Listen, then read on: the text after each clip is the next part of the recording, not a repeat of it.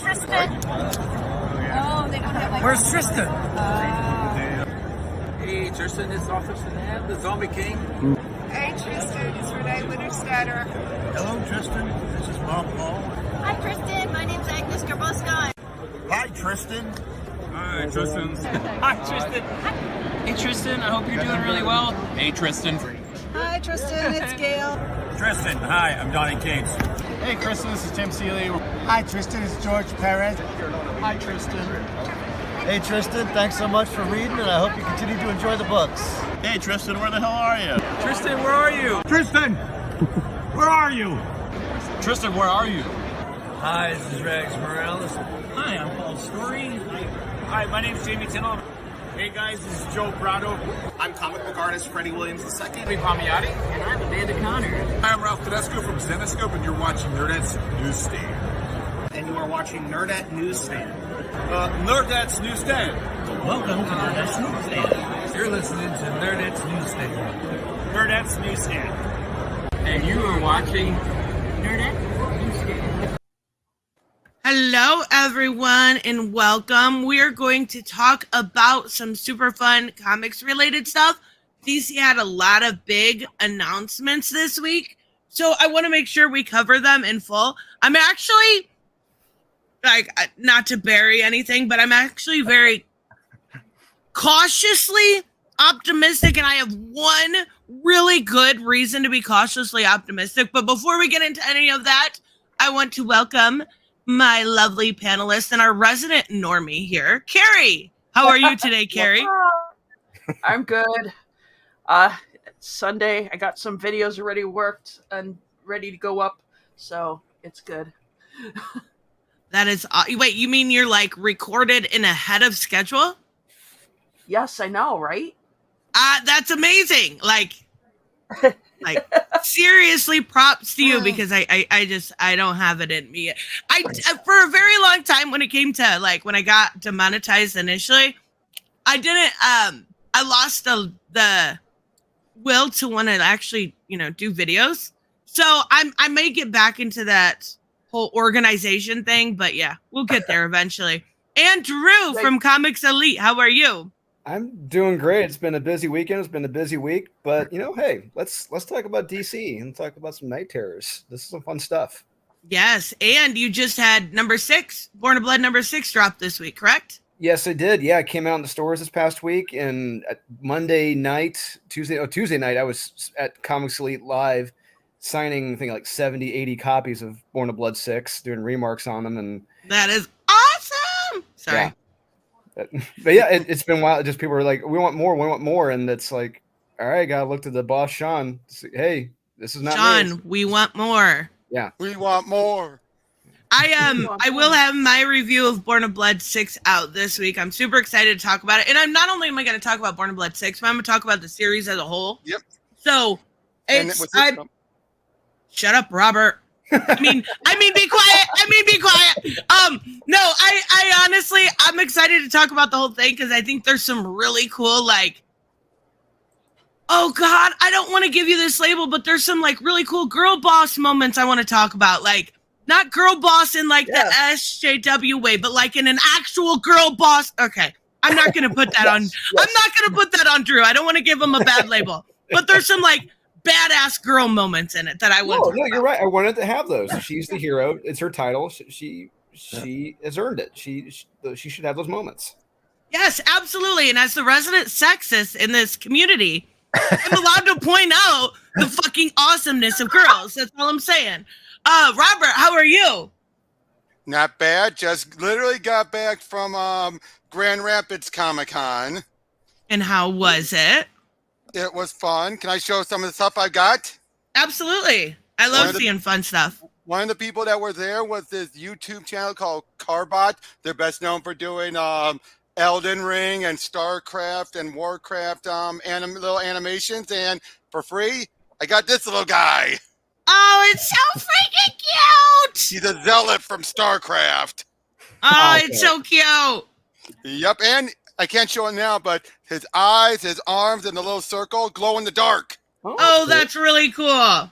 Yep, they give them away because they're no longer making them anymore because they've been done with the StarCraft stuff for a long time. So, yeah. And you bought the last one. No, they gave it. They gave them. Oh, they gave those away? That's really cool. Wow. Yep. And then I got a whole bunch of comics. But first, I did get one autograph from Mark Russell. Super nice guy. In fact, I'm going to be doing an interview with him. Right on. Good job. That is so cool. Like, you sent that video and I put it on my backup channel. The only reason I did that was because I'm not talking personally in the video and I'm being very, very careful with this video, with this channel right now, at least for some time being. But like, Mark Russell 5 years ago fully fucking hated me. He doesn't even remember. He doesn't even remember. Fair enough. I brought it up. He's like, who?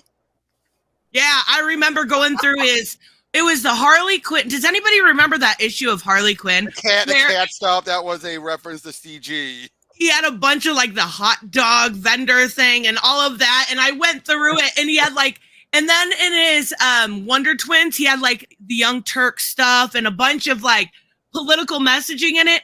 And I went through it and I pointed it out to everybody. And he did not like me for doing that. But we're cool now. We're cool. Yep. No, I'm happy about that. I got some manga. Bo's Junji Ito. Yes.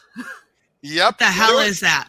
Oh, horror. He's a horror manga Horror. artist. He's like the And this one, Uzumaki, it's about spirals. It's about spirals, like the shape. Yes. Trust me, Manga it's is fucking horrific. weird. It is horrific. No, and they had a whole read bunch. it. Yep. And for, get this, 40 Wait, bucks. hold on. The book is about a shape? I was being a smartass. Oh, trust me. Okay. You know there's a lot of horrific things that can come from a spiral, right? Mind if I show you one example? Give me a full screen. Give me full screen. All right. Wait, no. Okay. Oh, wow. A guy person? obsessed with spirals so much, he forced himself into that. And the reason why is all this is because they have a local crematorium where every time someone is cremated to ashes, it goes into the sky and makes this spiral in the air. That is some weird shit. I'm not gonna lie, manga is wild. And because I got it for $2, I got the mom hardcover. Oh wow, $2? Yep, they're just trying to get rid of them. They're just trying to get rid of them. That's crazy. Mom bombed so hard by a a well-known actress. It is now being sold in hardcover form for $2 motherfucking dollars. So funny story, at a local comic book shop here in Indy, one of them was selling all the issues for 50 cents. Wow. And also, I got for $40 each all 3 of the Invincible compendiums. That's a deal. That is a good deal. I mean, these are used, so there's a couple of kinks, but they're very good condition for use. It's like, this is about the condition I would have got. This would have been the condition of the book if I got it brand new, within a month or two. So it's already up to that point. But yeah, the first one, the $2. That's crazy. Second one. Wow, you got some serious deals. The third one. So yeah, $120 as opposed to $180 because it would be for new would have been $60. $60 each, yeah. Wow, that is really, really good deals. I could have gotten, instead of those mangas, I could have gotten all 4 Walking Dead compendiums. Why would you get Invincible? I love Invincible, but why would you get that over The Walking Dead? Let's be real here. I can I'm just kidding. I'm kidding. I'm saying I can get those Walking Dead books whenever I want. And these are regulars. Okay. These are regulars at my convention. So those things pop up like boom, boom, boom. Whereas this, who knows how much longer this will be. Yeah, that's very fair. That's very fair.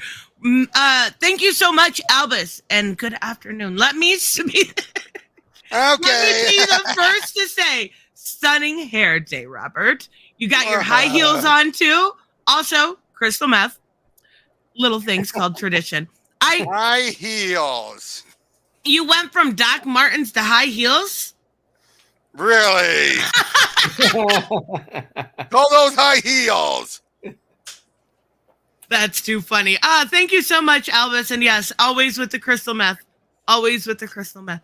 I don't know why at this, for some reason, for those who don't understand, it's been tradition at this point to give Robert shit about his shoes that are never on screen and the way his hair looks. So I don't get that. I don't get that.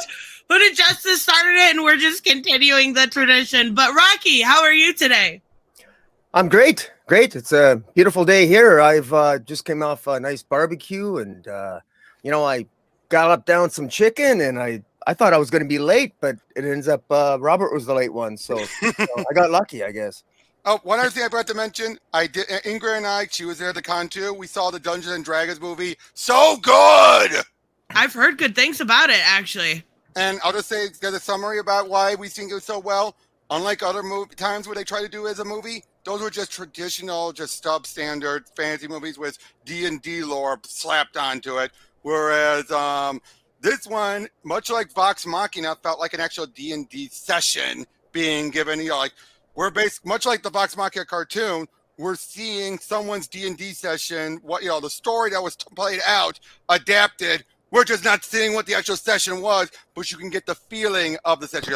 You can still tell, they're constantly rolling for initiative because when they're stalling. I know nothing about D&D, so I believe you. I don't know much either. I'm just going off of what she's told me. And I'm still, my mind's still on a horror book written on spirals. I know there are some wild mangas out there, but holy crap, that's so weird to me. Okay, it's okay. There's never going to be anything, and I'll say this till I'm blue in the face, better than Death Note. And I'm going to... Why do you say that? I met the actors. Wait, the actors that do the English dub. Oh, that's so cool. Brad Swiley, Brian Juman, Estelle, I don't know how you say its last name. Even Ian James Corlett, the original Goku, was there. That is so cool. That is so cool. And they were all so nice. And I didn't buy any autograph, but they were so willing to talk just the topic. I came up like a fan. That's really cool. Me and Bianca, we're skipping bad ideas this week also, guys. Bianca needs a few days off. But next time, our bad ideas is going to be why Death Note is the ultimate Batman story never told. Interesting. Yeah, that's one it way is. of putting it. They literally have Batman, Jim Gordon, and everybody's in there. Down to Dick Grayson.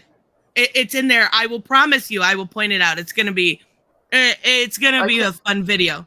But the funny thing is about with Death Note is the anime's been done for a while, but still they're getting such popularity for it.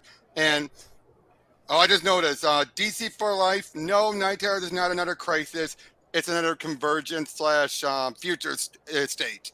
Yeah, we'll get to all that, but yes, I'm excited to talk. I don't even, what is Guyver? I've heard you talk about this before. Oh, is it like Guyver. MacGyver, like the guy that? No. Guyver. Okay. Okay, go ahead. No, go ahead, Drew. No, I was just gonna say to Tristan what she said when I was a kid. When my cousin said, "Have you watched the Guyver?" I was like, "MacGyver?" He's like, "No, it's the first time I was introduced to it was the movie from the Mark Hamill was in it. Yeah, the Mark Hamill movie. And then I learned, it was actually an animated manga, and there was and everything else, and it's a very interesting, it's a very cool superhero monster series, and I really dig that, and this is the one I've connected with the most. This is the one I can really understand. I believe you. Then that's kind of how I felt about My Hero Academia, because it's basically X-Men, right? Yep. Yes. Bianca's in the chat, so I'm just going to show off those books again so she can see them. Look what I got, Bianca. Oh my gosh. Let me get this here too. I can't show it on the screen, Nick. For some reason, members' messages don't show up on StreamYard. I hate that. But Night Terrors, let's go. Awesome panel, Trish. Thank you so much, Nick. I appreciate you. So yes, we are talking about Night Terrors. Now, I am cautiously optimistic, and I am. For one very, very big reason. And that is because it is a line-wide event. Mm-hmm. It is a line-wide event that will bring everybody to speed on continuity. That's a big deal. Everybody's going to be going through this at the same time. This isn't going to be a Dark Crisis where it maybe happens a year in the future. This isn't going to be Future State where it's all across the board. This is a line-wide event starting, I think, July 4th. Wait, Future State was across the board. Wait, Yeah. Future State was across the board. Sure, but some of it happened in 2025. Some of it happened at the end of the... Yeah. Oh, right. Okay, I know what you mean. Each issue's history was across the board. Yes. So this is happening across the board. And what it could potentially mean is that after Night Terrors, everything is smooth on continuity. Everything is up to date. There is no more like guessing and maybe. This is my hopes, you guys. Don't kill my hopes. This is my hopes. Well, I'm totally going to kill your hope. Oh God, of course. But I'm hoping that with everything kind of happening across the board, that it smooths out continuity. I believe in Joshua Williamson. It's 46 motherfucking tie-ins. Yep. I sent you the pages, Tristan. Yeah. You've read the Free Comic Day edition, and if you go through the whole checklist, it's 46 altogether. 46 tie-ins, or 46, over 2 months. So, it's much more. Wait, hold on. It would be more than Future State, right? No, because some of those had 4. Yeah, about the same as Future State. So I'm excited. I am. Now, my biggest criticism here is they have characters that would work better that are established, right? Why not dig? They do a little bit, and we'll get there with Dr. Destiny. But it looks like they could have pulled from the Sandman universe a little bit more. Yeah. And I don't see the point in not doing so besides not to piss Neil Gaiman off. I would say just use Dr. Destiny. There you go. If you want to go creepy. No, they are. They're using his pennant. Okay. Well, to be fair, Destiny is still more established into the DC lore more than and most of the other Sandman characters. Because heck, if Dead Guy's in the audience, I don't know if he is. When we went over a Superman Batman story that had Dr. Destiny be a big part of it. And then they're also using the original Sandman. Dobbs. Oh yes. Yeah, Wesley Dodds. Yeah, love it. Yeah. So I mean, I do think that they could pull this is an event of the mind, right? This is right into the state of dreaming. Yeah, and what Williamson said at the retailer summit, the pro summit, when Sean was there, he was hard selling Sean for 2 hours in a bar, like about this event. Like, it's pretty much Nightmare on Elm Street with the DC universe, and that's what he's selling it as. And I love Nightmare on Elm Street. I love my superheroes. So let's see what you can do. The only thing I have to point out is I really hope that you're right on that, Drew, that Joshua Williamson isn't talking out of his butt. He sure talked a lot of hype over Dark Crisis.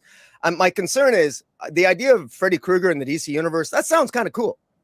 Yeah, it really does. That does sound kind of cool, but I don't get any scintilla of that when I read the solicitations. Now, that might all be misdirection, except DC is terrible at misdirection in their solicitations. Yes. They're usually pretty much on the nose, and I find they often give stuff away. And I'll just come out and say it. I'm not looking forward to this at all. Oh no! I did not expect that. Oh, I there's nothing about this that gets me excited. As far as continuity is concerned, what we already have, so we're going to line up continuity because they're all going to have nightmares. This is and the other I don't see what's different here, and I really want you guys to convince me otherwise. I will happily, if you can persuade me to look forward to this, I'm all challenge accepted. Okay, so in the Free Comic Book Day issue that Tristan also has from Josh Williamson, he says they're introducing a new character called Insomnia, a new villain who has ties to Superman, Batman, Wonder Woman, the Trinity. Like, they took something from her and she wants it back. So she's going through the whole DC universe to get this back. But in the Free Comic Book Day issue, I'm not a Chris Bacalo fan. I'll just say that first, point blank. But what he does here, how he draws nightmarish visions and with the kids and Damien, is perfect. So if they're able to do like in a Nightmare on Elm Street movies where you don't know if you're dreaming or if it's the real world, then you got a great event here. But if they can't nail that down, this could fall flat on its face. I'm pretty sure though, much like with Lazarus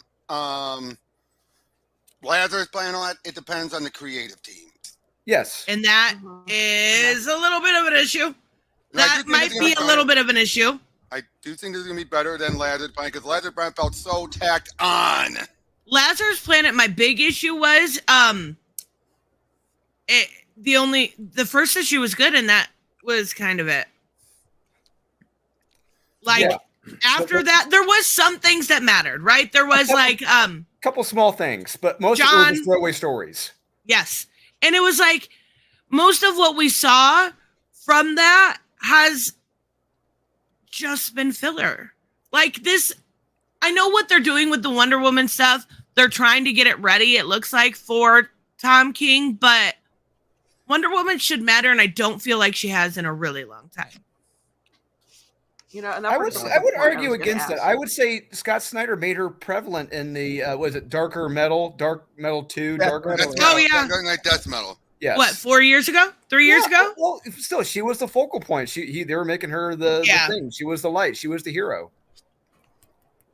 Yeah, that's fair. Yeah, and she died, and then that's when all the stuff started with when Becky Cloonan's and Michael Conrad's run started, which started out again really, really solid. Then she got back. I like that they had the little squirrel from Ragnarok and everything, but but then she, as soon as she got back from the God Planet, then it just Planet of the Gods. That's when I lost interest. And then I dropped it. So yeah. Although I am curious about the stuff with Shazam, though. I am curious on that. Can I ask a question? Of course. I'm sorry. You're saying it's 46 issues. Correct. Right. Tie-in. And you were talking about maybe possibly fillers. Can I ask the question nobody's asking? How much are these issues going to be? Probably $5. Maybe $5? 4 to 5. 4 to 5. It all depends. There'll probably be some that are thicker books, some that are smaller books, just like they did with Future State. Yeah, I'm sure that the first issue is called First Blood. So I'm thinking that one may be an oversized special. That could be probably $6 or $7. I'm willing to bet, depending on the page count. Yeah. So even if we do them at 4.5, so $4.50 each, just to average it out, the event, if you bought everything, would cost $200. Now, thankfully, though, that means all the other books are on hold throughout this, unless the mainline books. So I think that's what makes this more feasible, because they're putting everything on hold. Well, I will say this event, I can't remember an event where I hate the variant cover craze, but I got to tell you what will force me to buy any of these 46 issues.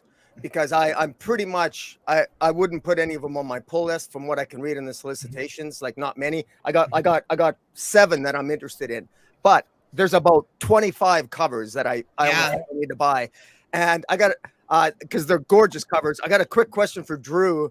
Are the midnight variant covers for this event? Are they open order, or are they like retail only? You know, they should be open order. Okay. But, the bigger thing is, I mean, if you look in this free comic book day issue, if you look at some of the character designs that they have in here by Dan Mora, these look incredible. I don't know if I could turn on my camera and show this, unless you want to show them from what I sent you, or I can show it. I got the comic book here. I can show it. Why not?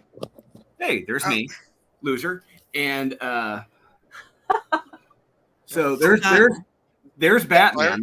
I love it. I thought that was Clarion for a second. Yeah, me it does too. look like Clarion. Yeah, and that's what I thought originally. No, that's Batman. That's how he's going to look. And then you got Superman over here. What? And I think Tavia's already asking the obvious questions. Yeah. Oh, whoa, look at Jason. Yeah. And that's Wonder Woman right there. Yep.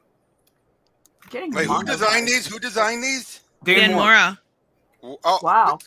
Dan Mora, they should just give him an exclusive. I doubt he'll ever do it. Is that that's Damien, right? That's Damien, yeah. Oh my God, he looks amazing. Is that Shazam? Yeah. That's Black Adam. Oh, it's Black Adam. Yeah. Black Adam, okay.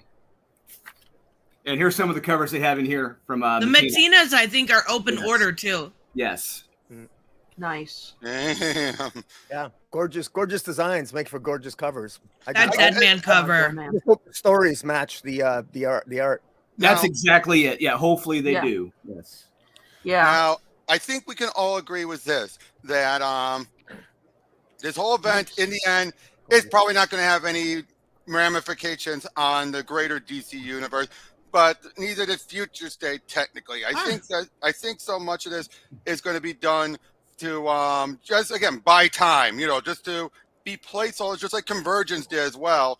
Both of those events were done they still had some ramifications afterward, yes, but most of it was done just to hold tide while they were either moving from studios or trying to get things on track for what to do next. Maybe. I mean, most of to be fair, a lot of these events don't have a whole bunch of ramifications. I think we did get like the Blue Electric we're getting kind of with John in his book, which is kind of like we've gotten 2 glimpses at it now, but we haven't got any. I think we'll get more when he gets now that he's on Injustice Planet. Is there any other? Has anything else mattered from that event? First of all, wait. Tavia, Convergence sucked. That's where you got John Kent born, within Convergence. Yeah. Yeah. He was the one thing to come out of Convergence, the one positive. No. Liana being alive again came out of Convergence. Wait, Liana died? Well, Leanne? Yes, she had died. You said Liana. Leanne. Why did you say Liana? And now she's finally coming back. Just saying. Good things are coming. There were plenty of good side stories in Convergence. I thought the main Convergence story was not that bad. Yeah, I didn't think Convergence was too bad. I mean, different than this, but not bad. Yeah, and at least you had the main central pillar mini throughout it all. Unlike Future State, which didn't have a central pillar. I do hope that we see when I was going through the wording on some of these, they actually don't say what some of the nightmares are, which is a little bothersome to me. Yeah. Like, I'm pretty sure, and I'm not even being hyperbolic here, I'm pretty sure Ivy's horror story is her being a trad wife. Oh. Oh God. I'm pretty sure that's her fear. Is it Like, if you ask me, Ivy. her fear should be Harley finding out she's been cheated on. No, her fear should be total green annihilation. Yeah, I was gonna say the whole planet is like Blade Runner. There's no Earth. Period. Yeah. There's no. I was kidding. Yeah. But I'm pretty sure she's less scared of being a trad wife than that. I'm just saying, like, but I kind of love that there was a great variant that I absolutely have to have of Harley and Ivy trad wife style. It's so cute. But like, I can see. So Joker's biggest fear is 9 to 5, right? That's one of the two. I can see that one. I would always see one of the two. That or people actually finding him funny when the whole point is he's not supposed to be funny. No, or people finding him irrelevant. No Batman. Should have been his fear. That too. No Batman. Yeah, exactly, Carrie. Because you learn if you watch. I mean, read Dark Knight Returns. Joker lost his reason. His reason did it was Batman. He became void, devoid of life. Yep. That was it. Mm-hmm. Yes, that's exactly right, Gary. That is exactly right. And Albus, thank you so much for the memberships. Holy crap. Thank you. And to be honest with you, I think that's Matt Rosenberg's worst nightmare, not Joker's. What, a 9 to 5? Yeah. That's too funny. Okay, so let's start off with what we get here first, and that is First Blood #1, and we're getting Joshua Williamson doing the main part, and then Howard Porter. Wait, hold on. That's the artist. That's the artist. Okay, I thought so. And that's going to introduce Insomnia, and we are going to have Deadman as the unlikely hero. Why is he unlikely? Deadman's awesome. True, but when you think about it, though, normally he cannot. Think about this. Deadman can't usually do much unless he's possessing someone. But actually being able to enter someone's dreams through possessing them and try to help them out makes him the most unlikely of heroes that probably Insomnia never considered. Yeah, that's fair. That's fair. I go back to Brightest Day. That was when he came back to life. That was like probably like the last time, really, he was at the focal point of an event. Yeah. That was 10 years ago. 12 This years looks like Daredevil to me. I'm sorry. But yeah, that's obviously Dead Man possessing him. but it looks like Daredevil. It's like Dead Devil. Dead Devil. Dead Devil. There we go. DC's newest hero. So it's gonna be 4 issues. Yeah.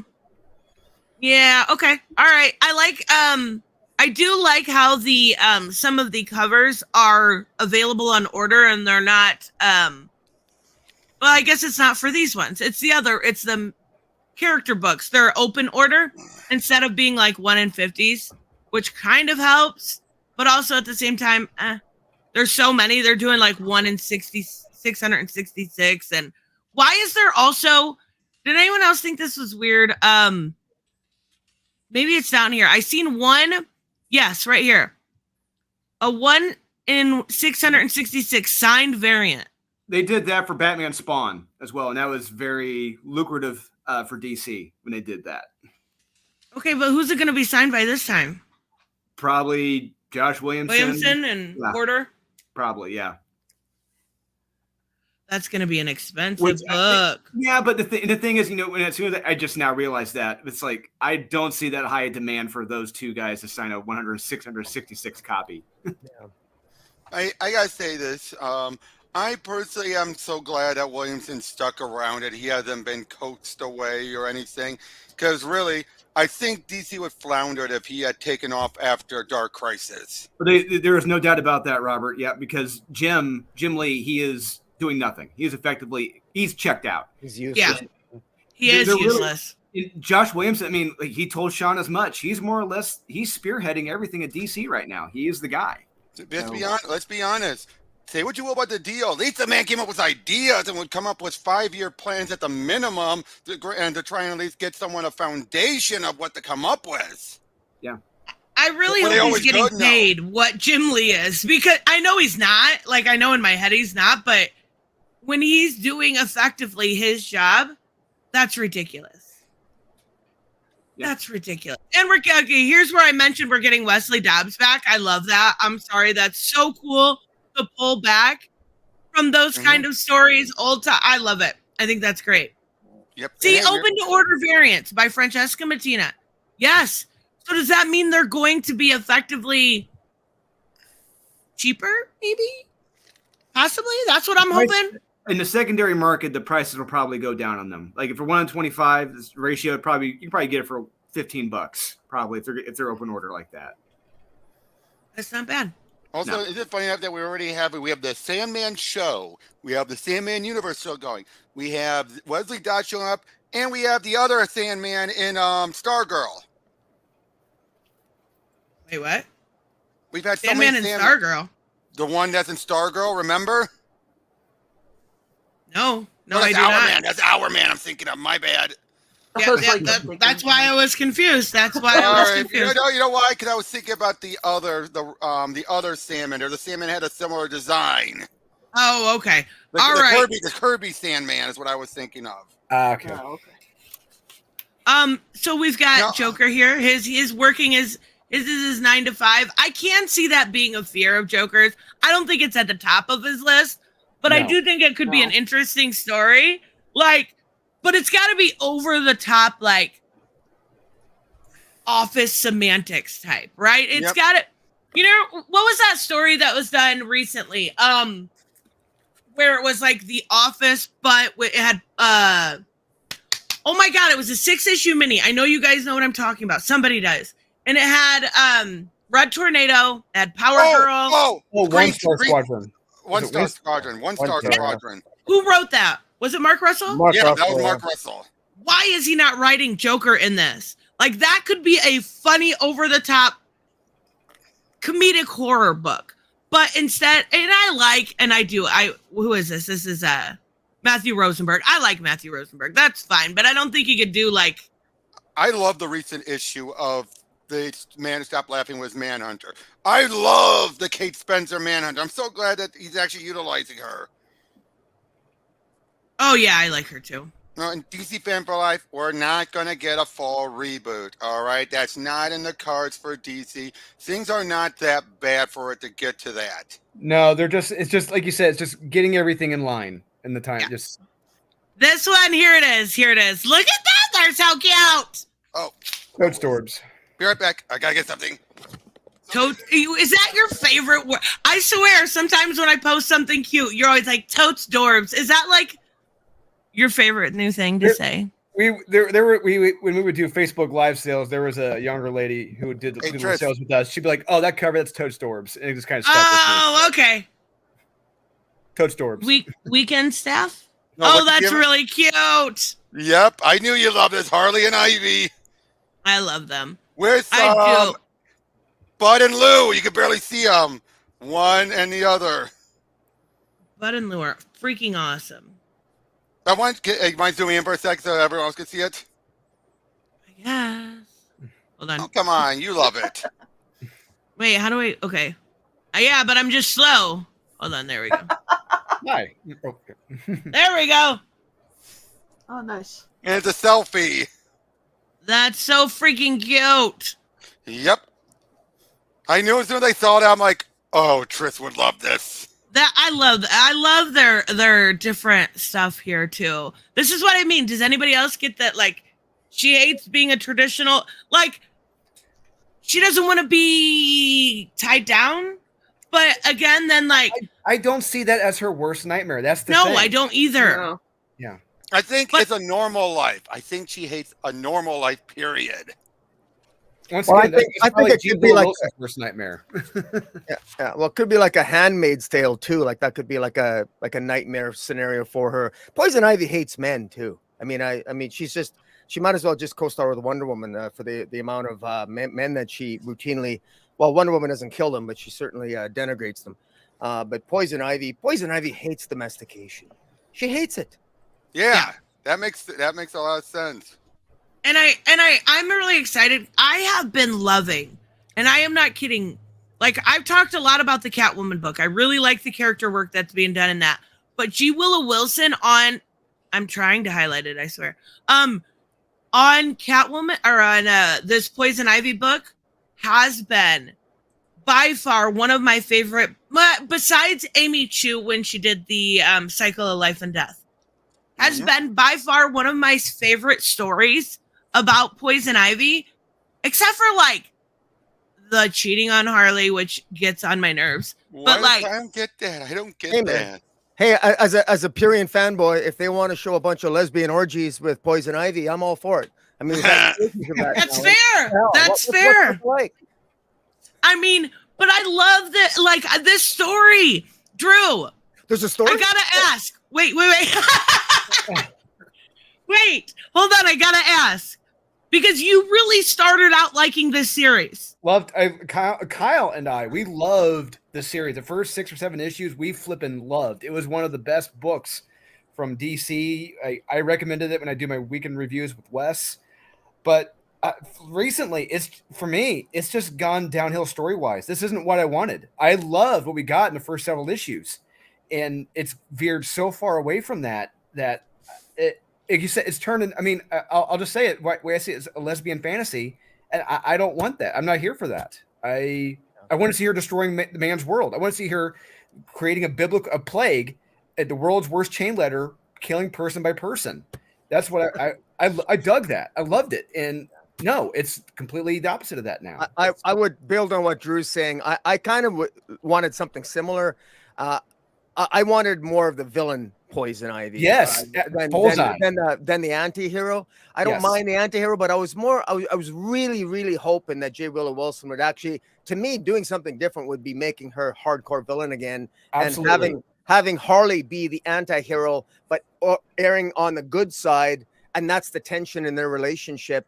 And I think that would add so much to it. But now I think, sadly, Poison Ivy, and by the way, Drew and I are both wrong. How do I know that? Because Poison Ivy sales are up. So yes, they are. Yeah. Most people agree with you, Tristan. So we're probably outliers here. Okay. So you know why their sales are up? Oh my God. If you say variants, I swear to God, I'm going to boot you.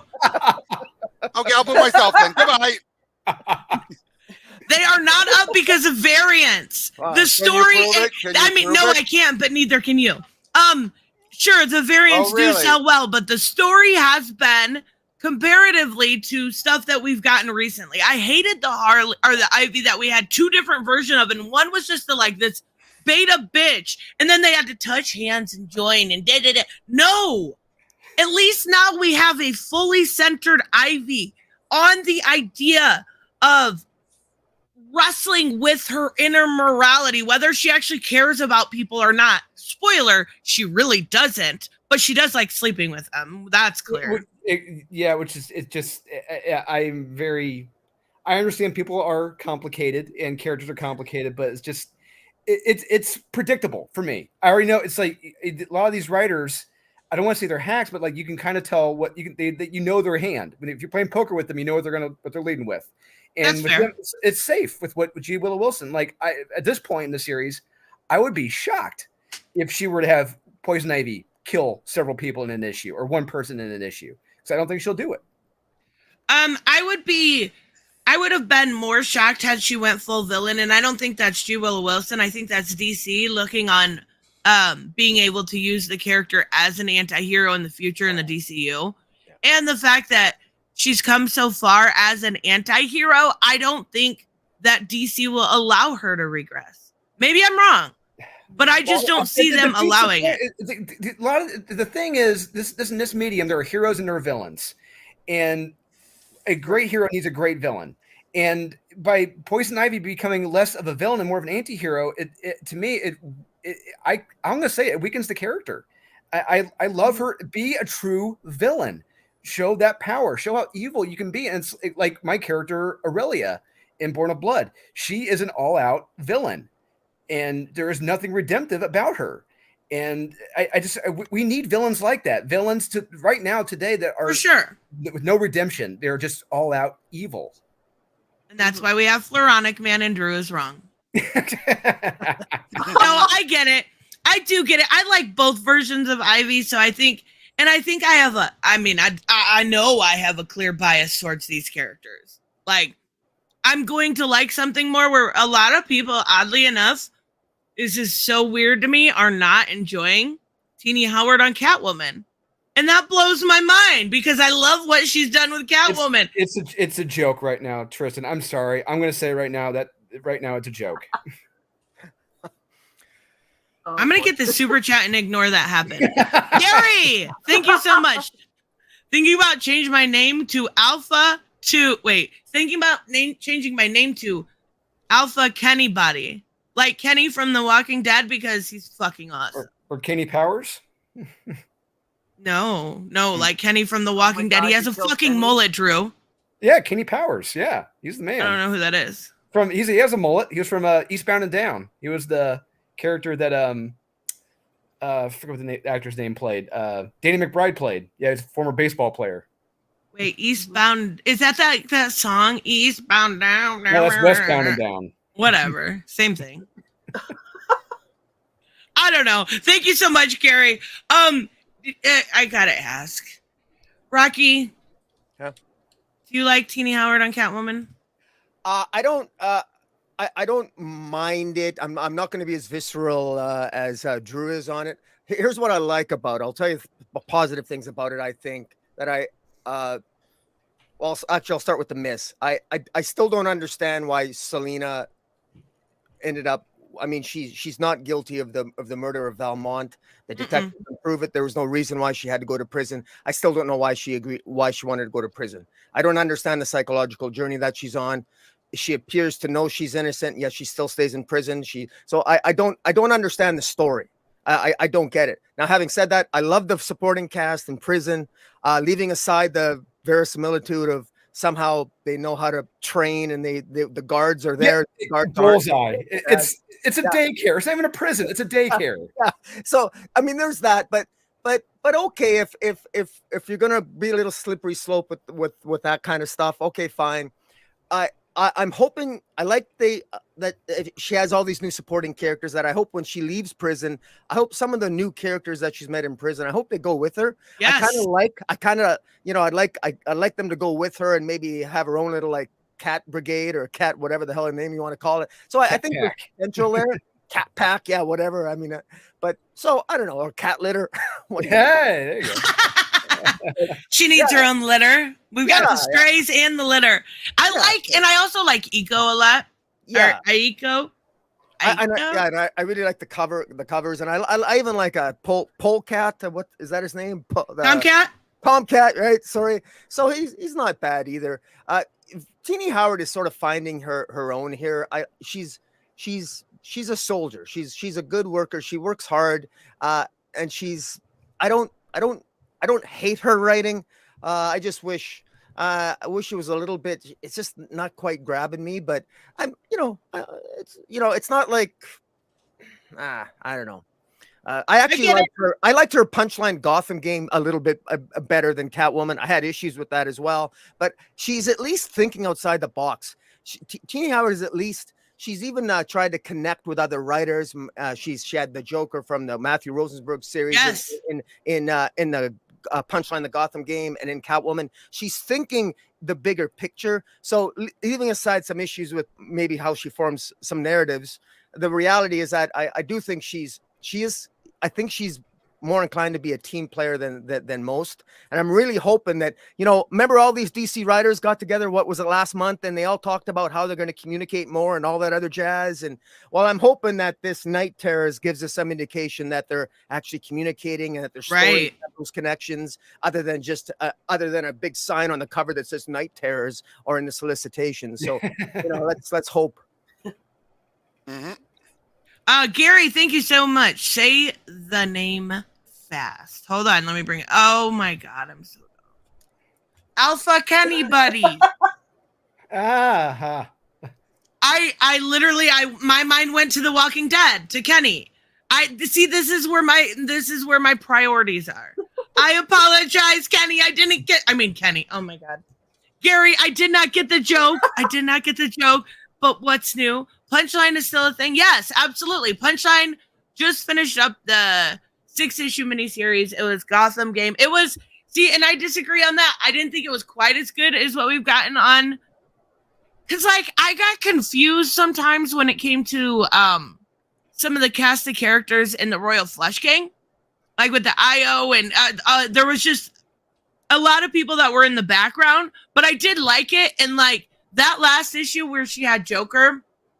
Was that the real Joker or the fake Joker? I think it was the fake Joker. Joker? But holy shit, Punchline was just all hanging out, all of her biddies were out. She just didn't care. I'm okay, all right, I guess so. I enjoyed it though. I do. This is stupid. Catwoman did not murder Velma. I still have an issue with Catwoman 50, but whatever. I liked Velma as a character. That was dumb. Batman and Catwoman do not need to get back together. Just saying. Yes, they do. No. Why would you want them back together? They're terrible for each other. Only because Tom King did that. Yeah, that's fair. It was all the reason not to do it. And now Batman won't forgive her for it. Oh, who fucking cares? Snap! I don't care. I'm excited for this one, but it does not give us again. Well, her biggest fear is that Batman won't forgive her? Yeah, I don't understand. All she has to do is sleep with him. So it's over. He'll forget. Batman has a very short memory when it comes to Selena. No. It's called replacing writers. You know what? Honestly, let's go back. I think a real good nightmare for Catwoman. Let's go back to Batman Year One when she was a prostitute. Let's make that her nightmare. Mm-hmm. She is still stuck as a prostitute. That's a great idea. It depends though, because you do know that Chuck Dixon, I believe, or someone tried to retcon saying, "Oh, she was actually undercover as a prostitute." Nope, she was. I'm not kidding. Someone actually did that. Someone tried to. A whore. Or she's still living on the. She never left the streets. That is her nightmare. She's just at the bottom rung. The bottom cat. Yeah, I need a real nightmare there. That is not a real Catwoman nightmare. Not even, and Harley Quinn's makes even less sense. Okay. I was all on board. Okay. I want to get this out. I was all on board after what I had seen from Teenie Howard to come on Catwoman. I was all on board for her to come on Catwoman. I told I'm you. Yes, let's do this. Catwoman number or Harley Quinn 28, I believe it was, came out. I'm dropping the book. Holy fuck. What was that? Anyone else think that was atrocious, or is that just me? Which you mean issue? with the with the multiversal thing at the end? Yeah, with, well, okay. I like that they showing up. Like, yes, I like that they brought in. I can't remember the character's name. But the rest of it was like, oh my god, my girlfriend. Did you guys know I had a girlfriend? Did I tell you have a girlfriend? And then she got betrayed. And then she's going to community college for her. What is it like? Her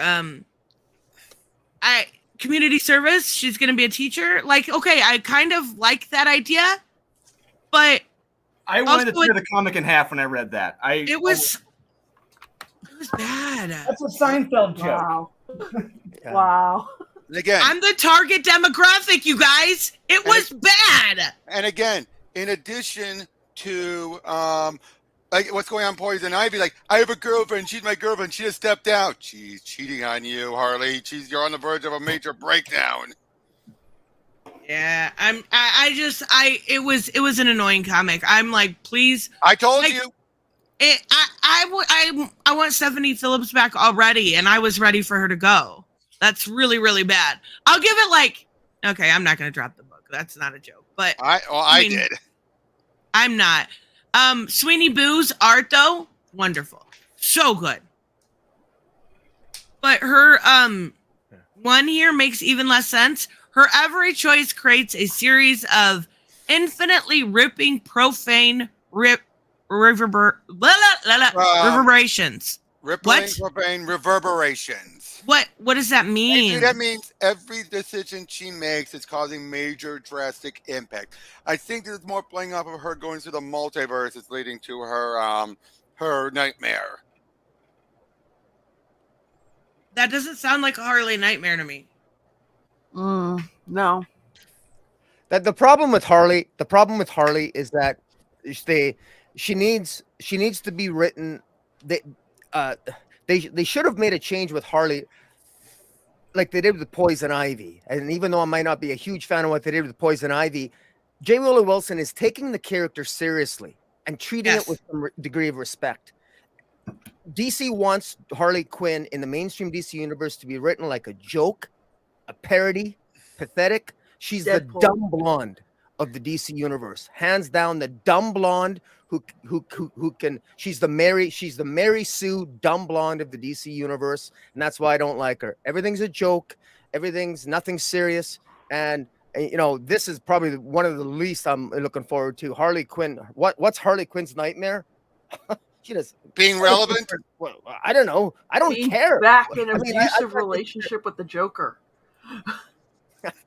Harley, and the thing is you're exactly right, Rocky. And she wasn't written that way previously. Harley Quinn is not dumb, not at all. Harley is completely opposite. She's not a dumb blonde. She's not a Mary Sue. She shouldn't be treated as such. She should be treated like a relatively serious character with a joke every once in a while, or a mix-up of words, or like a random, I don't know, spoof like she has. I will say this. One of the reasons why I thought some of the issues of Stephanie Phillips, I actually didn't mind because Harley was actually using her knowledge as a psychologist or a psychiatrist. Yes. She actually showed that she had some agency and some intelligence and was more than just a complete, her humor and her idiocy, or the way she'd act like buffoonery, was at least in cause of something that actually had intelligence behind it. And that to me is the true appeal of Harley Quinn, is that you misjudge her. You look at her and you think, okay, yeah, this is a dumb blonde, but she's not. She's something so much more. But now she hasn't been. She's just been a joke after a joke after a joke. And this latest one with Tini Howard and having Harley Quinn taking on the multiverse, or Harley Quinn screws up the DCU. I could so care less about any of that. Like, to me, that's as done and done. That's like Deadpool taking on the. Yeah, that's what I was about to say. Yeah, I would say this. I would say this when it comes to with Harley. There were some moments where she had been good, like towards the end of Gotham City Sirens, where she was actually able to take them all down. And then she went back to Joker. Let's not forget that. Oh, I love that. She's like, I'm gonna kill the Joker.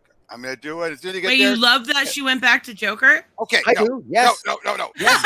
First of all, yes, 1,000 times yes. What I meant That's what was, she has to it do. was- it She's was- psychotic. Yeah. Let me tell you about Harley. Harley should be written. She's not a victim of the Joker in my mind. The Joker's the reason why they're attracted to each other is that they victimize each other. Harley Quinn is insane, and she wants a boyfriend who can keep up with her, and so does the Joker. I mean, and I think all of us are. I think a lot of us have been singing the praises of Mark Silvestri's Harley Quinn. Deadly Duo, yeah. Deadly Duo. I mean, there you go. That's the Harley Quinn I want back. I want her to be back, psychotic, and you never know what she's going to do. And maybe one of the reasons why she goes back to sleep to the Joker is she wants to sleep with him. Why not? Maybe she just misses the sex. I mean, it's not like Poison Ivy's going to be upset about it. I mean, she's out whoring around with like how many other women? Yeah, but like I was saying, no. But you have that. You also had, even during Rob Williams' Suicide Squad, there was that one point where everyone else got made insane, and she was actually made sane. And again, remind you how badass she can be as Harleen. Yeah. I mean, I don't know. I just want a good Harley book. I do think, like, I did get frustrated with Stephanie Phillips' run, but now I realize the frustrations were a lot less than what they are with Teenie Howard. So I'm giving it a chance. I am. But as far as DC, the Harley mess ups, the DCU, that I've collected it.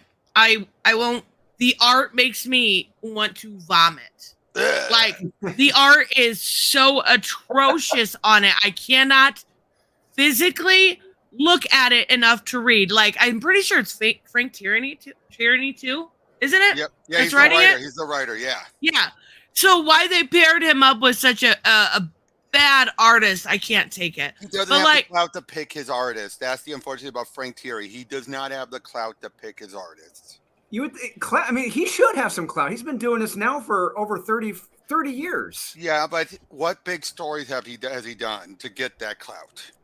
I'm going to Aftershock. You know, when he was doing Pestilence, the story of Satan, and he did a lot of Wolverine stuff back in the early. Oh, I agree. I'm not arguing that he's not a great writer. I've met him. Yeah, but I'm just saying though is, but what sway did he have compared to a Williamson and some of the others? I would think he would. He should. Like, he's put his time in. He's put his time in with the publishers. He should have some. This is where meritocracy comes in. He's been doing this for so long, and he's had some successful books. He should have a say in who his artists should be. Yeah, and that looks like garbage. Like, that garbage is being nice. Just saying, like, I may read it when I collect it, but I can't. Like, I'm not super picky on art either, but it's bad. But as far as her, like, nightmare, the only thing I can think of, there was a really great moment in Injustice during the second game, if you guys remember, where Joker shows up and she's affected by the fear toxin. And it doesn't affect Harley, right? Because it's Harley. But where he does that, like, scratch, and her biggest fear in that moment was Joker coming back to life and that cycle starting over again. But yet they're not even entertaining that idea.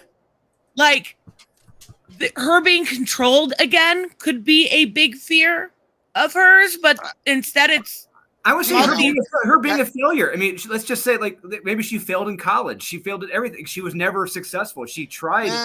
You can say in Mad Love, read Mad Love, she was a user, just like Joker. Joker used her. She used her professors. She did. Maybe something along the line where, like, Harley, she wasn't able to do all those tricks, and she was a college dropout. She was never able to be the professor and just failed at life. That's her nightmare. That's a good one. That's a good one. I like that. Trish, you're asking why won't they do it? Because there's no way in hell Teenie Howard would write that. This is the Teenie Howard who just went out of her way to keep them reminding us, I have a girlfriend. You really think she's going to write that type of stuff with Harley, the type of story you want? I'm the target demo. I would think she would at least take into consideration what her target demo is interested in. She has shown that she will not do that. For not go to that degree with a character like Harley. I mean, even if you don't go back to Joker, the idea, go back to her abusive upbringing. Go back to having to hide from her parents. Something along those lines. Like, her parents are crazy. Her dad's a con artist. Her mother is just so stressed out. Yeah, so doing like some butterfly effect of the multiverse to me is just, I don't know. Maybe it's going to tie into that garbage book, but we'll have to wait and see. I don't know. So Black Adam, again, they don't tell us anything. They don't tell us anything. Oh yeah, we're not even looking at the creative teams, but this is Jeremy Hahn and he's writing and drawing it. He's writing and drawing it. Wait, has he ever written anything before? I know he's a good artist. So if you want to pan back to me, I can pull up that image again of the Black Adam from the Free Comic Book Day edition. This was drawn by him. This was not Dan Mora. This was that was him.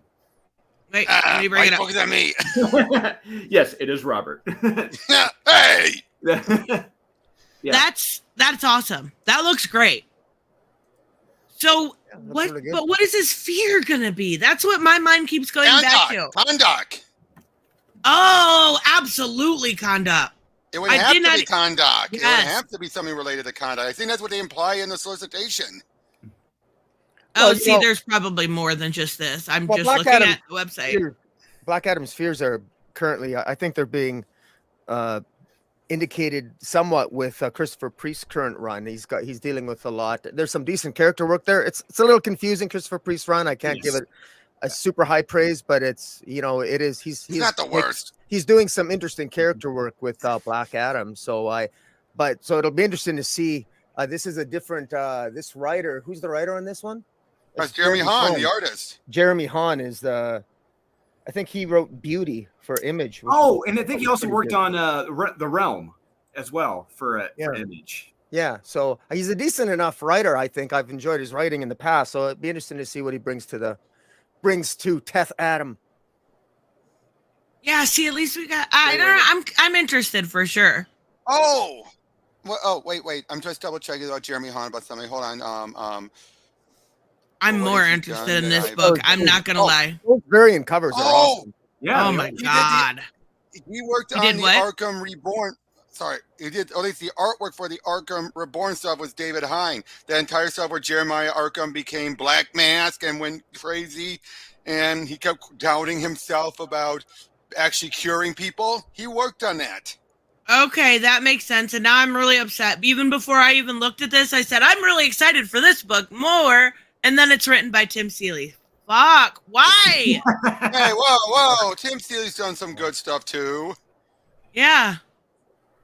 Can you name it? Hack Slash? Hack and Slash, that's it. Yep. No, I can think of it. He worked with Tom King on Grayson. Okay. He-Man versus Injustice versus Masters of the Universe. All right. Maybe he'll get one. As of lately, I haven't been a fan of his work. I'll say that. He hasn't been and then he did a more recent book also I tried to check out from, I believe it was Image or Aftershock, about like rock and roll and shit. And I'm like, this is right up my alley. Oh my God. No. No, it was not up my. I don't know. Aki Bright, also from DC vs. Vampires, but I thought DC vs. Vampires was Otto Schmidt and Simon Demone. Yeah, I don't know. I will say this about what DC's doing here. When I look at the entire list here, that Angel Breaker is one of those titles where I'm actually glad they're doing this because because overall. I'm actually more disappointed than, and I've said this already, and I want to stand by that so far. But one of the things I'd like to see more individual new characters in this Night Terrors, and we're just not seeing it.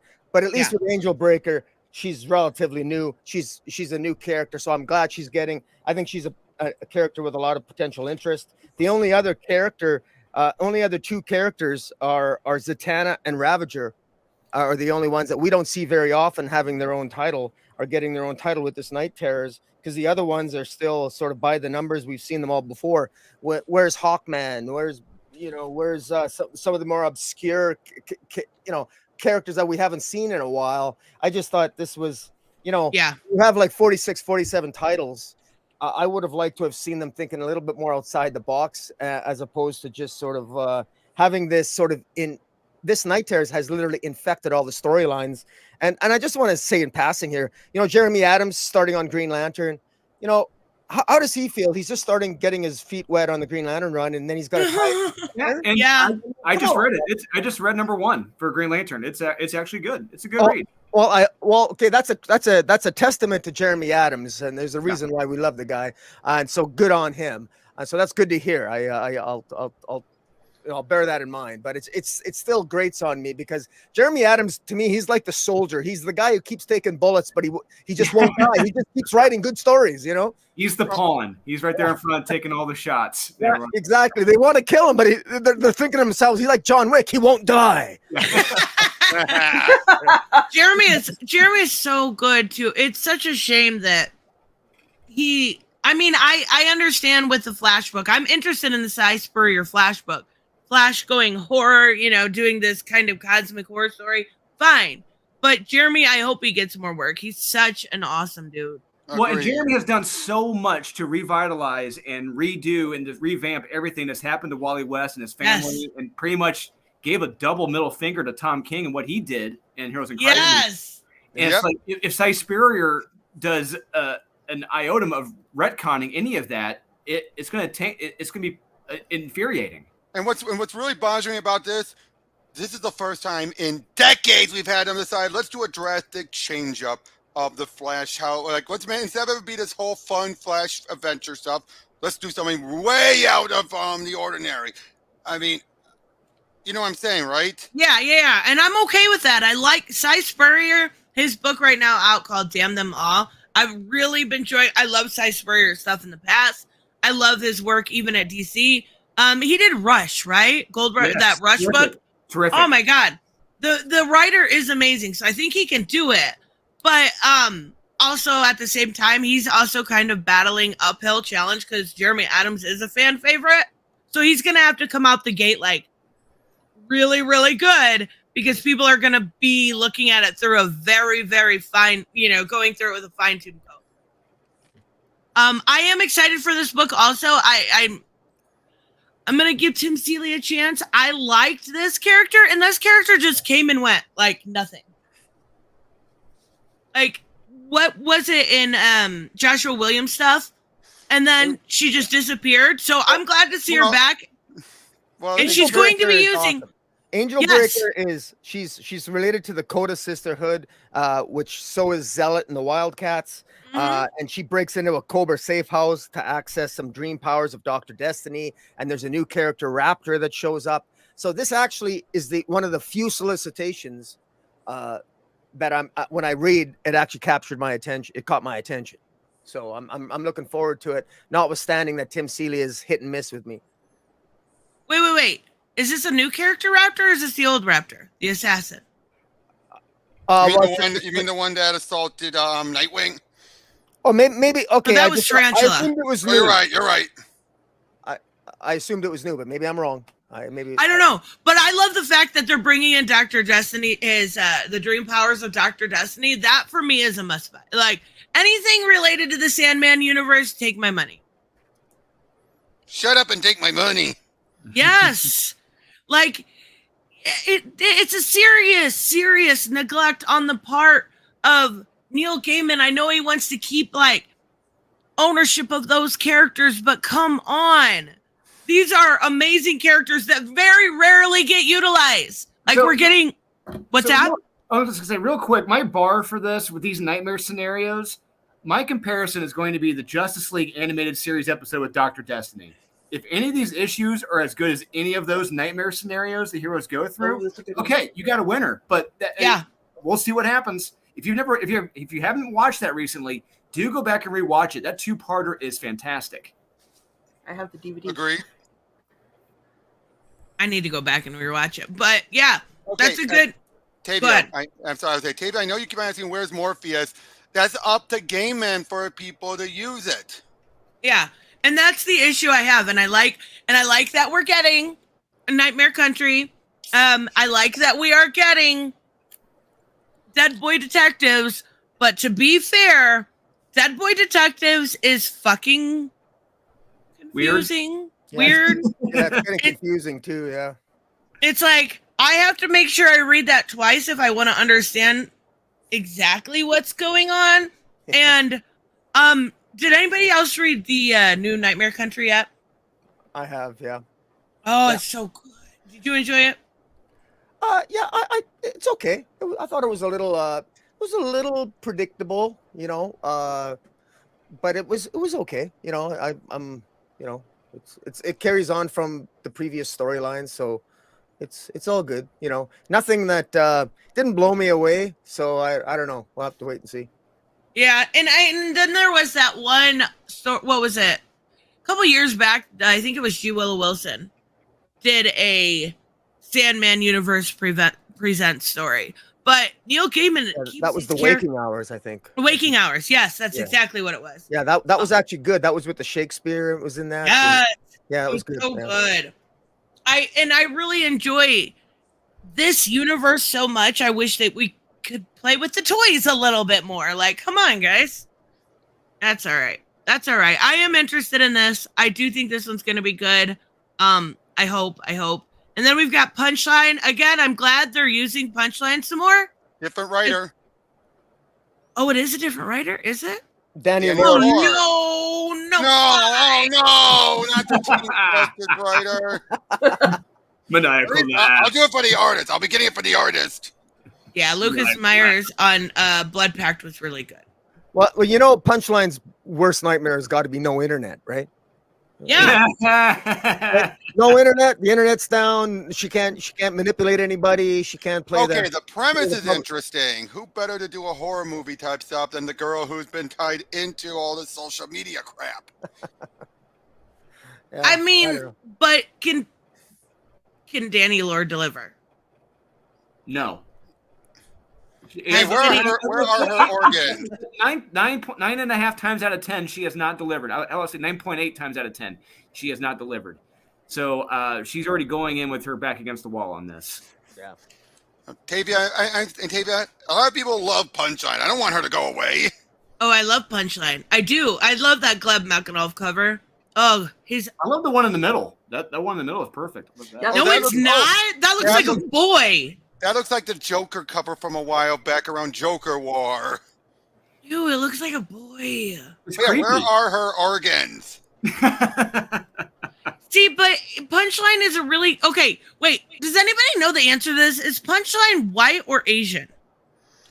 Mixed? Mixed. I do think she's mixed. Like, because, I don't know. I just wanted to know. I'm nosy. I don't know. All I know is that, you know, Cassandra Cain's supposed to be Asian, but they always draw her. They draw her like a Caucasian. Yeah. They can't decide whether they want to suck or blow when it comes to stuff like that. So, you know, it's just one of the. You know, they have an aversion toward drawing Asian characters. I find, generally speaking, as much as they say they don't. You know, but. Oh yeah, Ravager and Zatanna. Isn't there more? Another article? Yeah, there is. I'm gonna go to the other article, but I'm glad they're gonna do a Punchline book. She's not going away. I don't know though. I don't want her to go away. That's the thing. I love Punchline, but okay. Does anybody know? Can anyone? This is a challenge here. Is there anything that's been written by Danny Lord that you enjoy? No. Nope. Oh, that's right. There's one thing we didn't. Can we talk about afterwards? Is to talk about the Mark Waid announced books too. After we're done talking about these. Can't wait. That is amazing. Cannot wait. Can I ask a question?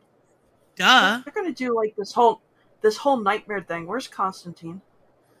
Good question. He might show up. We don't know. He might show up in the Zatanna Night Terrors one, and he might show up in the Wonder Woman Night Terrors #1. The reason why is because Wonder Woman ends up with going back to Detective Chimp in the Justice League Dark, and so it's hinted that there'll be Wonder Woman in the Justice League Dark, sort of looking for something involving insomnia and his sleepless nights, which I think is such a cool name for, you know, sleepless nights. Yeah. Anyways, so, and eventually Zatanna shows up helping Wonder Woman. There was no mention of Constantine. DC and their solicitations are pretty on the nose, and they didn't mention Constantine, so I would think that he's not going to show up anywhere. But who knows? Well, yeah, but Zatanna, that more than likely you don't have to mention Constantine to know he's going to probably be in that one. There was also Insomnia has a army, and I don't remember which article it was. It was a really cool name. It was like the Night Riders or something like that. Well, I thought it was the Sleepless Nights. Sleepless Nights. Yes, you just said that, and I was looking for it during that time, and I wasn't paying attention. That's fucking cool. Okay, so yeah, we got Williamson back on Batman again. Makes sense. Why is Chip not doing it? That's weird. Chip probably didn't have a good pitch for it. Yeah, shocker. Or he's probably going to use this, or he's going to use this time to get ahead with his Batman stuff. Which he does need to. Why? You don't like it? You don't like it? His Batman run? No, it's going downhill. I'm not a fan. Oh wow! Yeah, I'm surprised. It's solid. I mean, look. Let me ask you this. Can I ask you this, something, Drew? How is it, aside from it being a little longer and going in the opposite direction? I'm getting major Gothtopia vibes. It's in the opposite direction, but that whole idea of this other world happening at the same time, leading up to, or in Gothtopia, was playing off of one of their milestone stories. This one is leading up to their milestone story. I see no difference. I mean, okay, there's obvious differences. I'm just saying, this whole idea of this other world working around a anniversary issue. That's the problem. You just hit the nail on the head. It's, for me, it being on another Earth, and none of it really seems like it's going to affect anything. And the Gothtopia affect anything? Yeah, it's not going to affect anything when he leaves. And I don't really... Oh, he's not leaving at that point. He's still going to be on the book. It's just... No, I'm sorry. I meant the character Batman. When this alternate Earth, and like this, when he leaves, it's not going to really mean anything ultimately. Right. But it's just. Can we at least all agree? It feels like it's the Batman story feels like it's in neutral right now. Yeah, can we at least agree though? Give Chip Robin. Give him Drake. I'll say whoever's writing the backup story with Robin, that's Chip. That's Chip. Okay, yeah, that's fantastic. The backup is really damn good. It's better than the main Batman story, and which is a shame. But that's the way I see it from my personal perspective. It's kind of in neutral right now.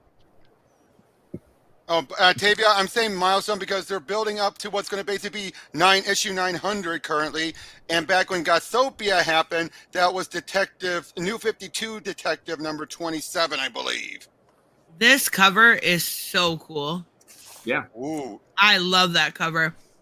So Batman, what is he? He's got to escape his own. Does it say his nightmare? I guess not. Now, Wonder Woman, boy, I wouldn't be surprised her having a lot of nightmares. But what's with her having the helmet of fate? Or someone having the helmet of fate? Is that the helmet of fate, or is that God of War's? Is that his helmet? Hard to tell. I think that's the No, that's the helmet of fate, because the God of War would actually have a bit more, like a slots and everything. That looks like a full face mask. Ares. I don't know why I called him God of War. I mean, he is the God of War. Yeah. Well, he is the God of War. But whenever I think of God of War, I think of the video game. Now, Josie Williams is doing the writing with Stephanie Campbell. With Stephanie Williams and Williams. I think Josie Campbell has been a good writer. I actually like the new champion of Shazam. It ends up going nowhere in the long run, and the delay prevented her from being in Dark Crisis. Did they ever figure out what caused the delay? Was that on her end or the artist's end? All I know is we're doing Billy Batson back at Shazam. I already read issue 1, and it is a very fun read. From what I understand, though, is that they're not discounting what was Mary, though. Mary's stuff is still also going to be relevant, just not in Mark's book. Yeah, because after reading issue 1, I think she's not even powered. She just shows up. So, the focus is back on Billy, and I'm all for that. The Shazam family is gone. Good riddance. Oh! The Shazam, the whole family's gone? Wait, what? They're no longer powered. It's all Billy. Okay. Yeah. Wow. Well, just to give a little bit of a spoiler alert, Mary Marvel will in fact be powered up through artifacts from Themyscira, which will be provided to her in the next issue regarding the Revenge of the Gods. There's always a workaround. So Mary Marvel will still I don't know if she'll keep the. She's given a gauntlet. She's given gauntlets for strength. She's given shoes with feathers on them so she can fly. Because I love that. She ends up Wonder Woman becomes sort of Shazammed up, shall we say, and because Mary Marvel loses her power very heroically. But so I don't know. But that's way of that all might tie into this terror thing or this night terror thing. But Josie Campbell, J. Willow Wilson, Stephanie Williams, probably the Clunrads. It seems like I think they're all sort of talking, and I've not been a fan of the Wonder Woman run. I review. Most people who watch my channel know I review every DC comic every week. If I'm doing a rant, it's usually on Wonder Woman. But I'm continuously astonished by what they get away with in that comic book, and it's so comical. I don't know whether to laugh or cry. Or speaking of crying, I have to go just one little rant. There is why does Wonder Woman cry so much? I mean, actually physically cry.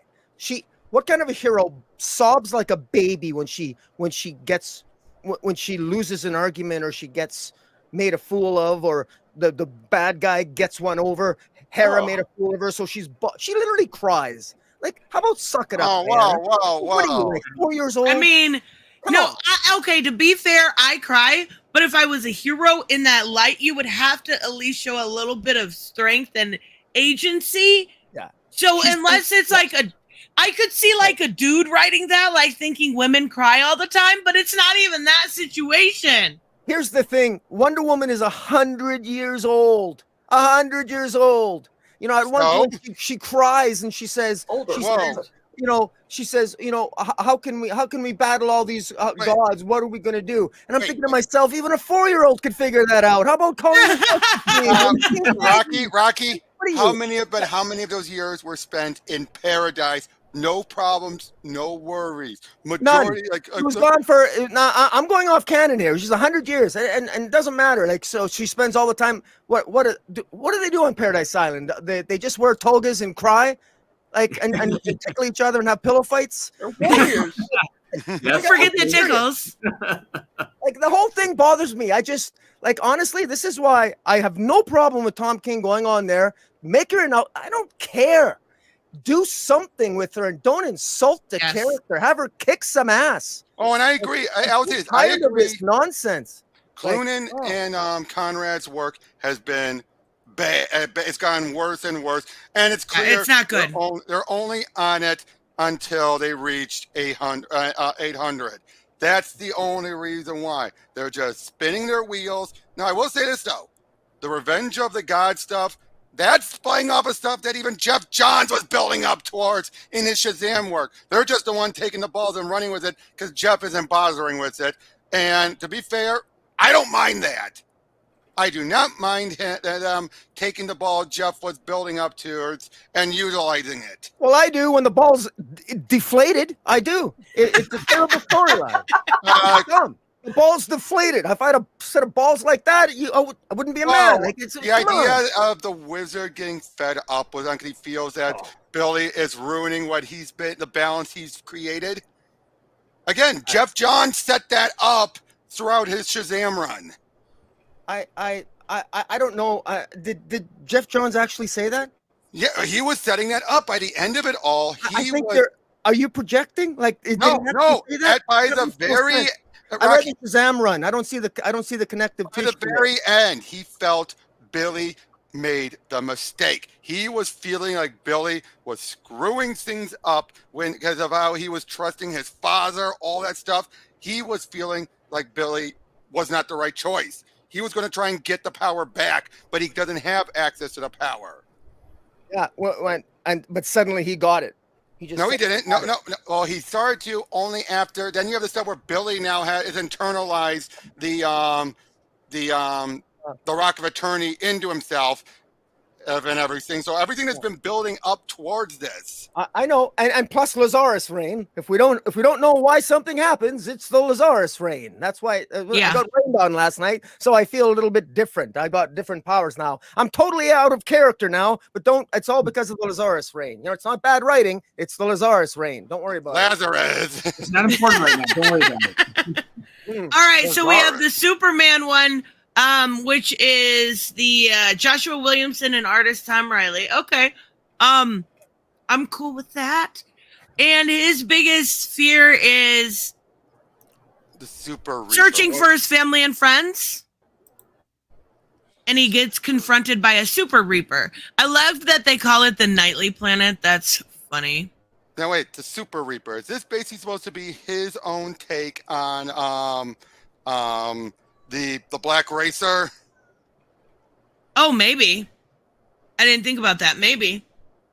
I love some of these covers though. This is evil. DC Comics is evil with some of these covers. I am Miko so one on the right. forward to The Miko Soyan one on the right. If you look at the black and white variant of that, it is beautiful.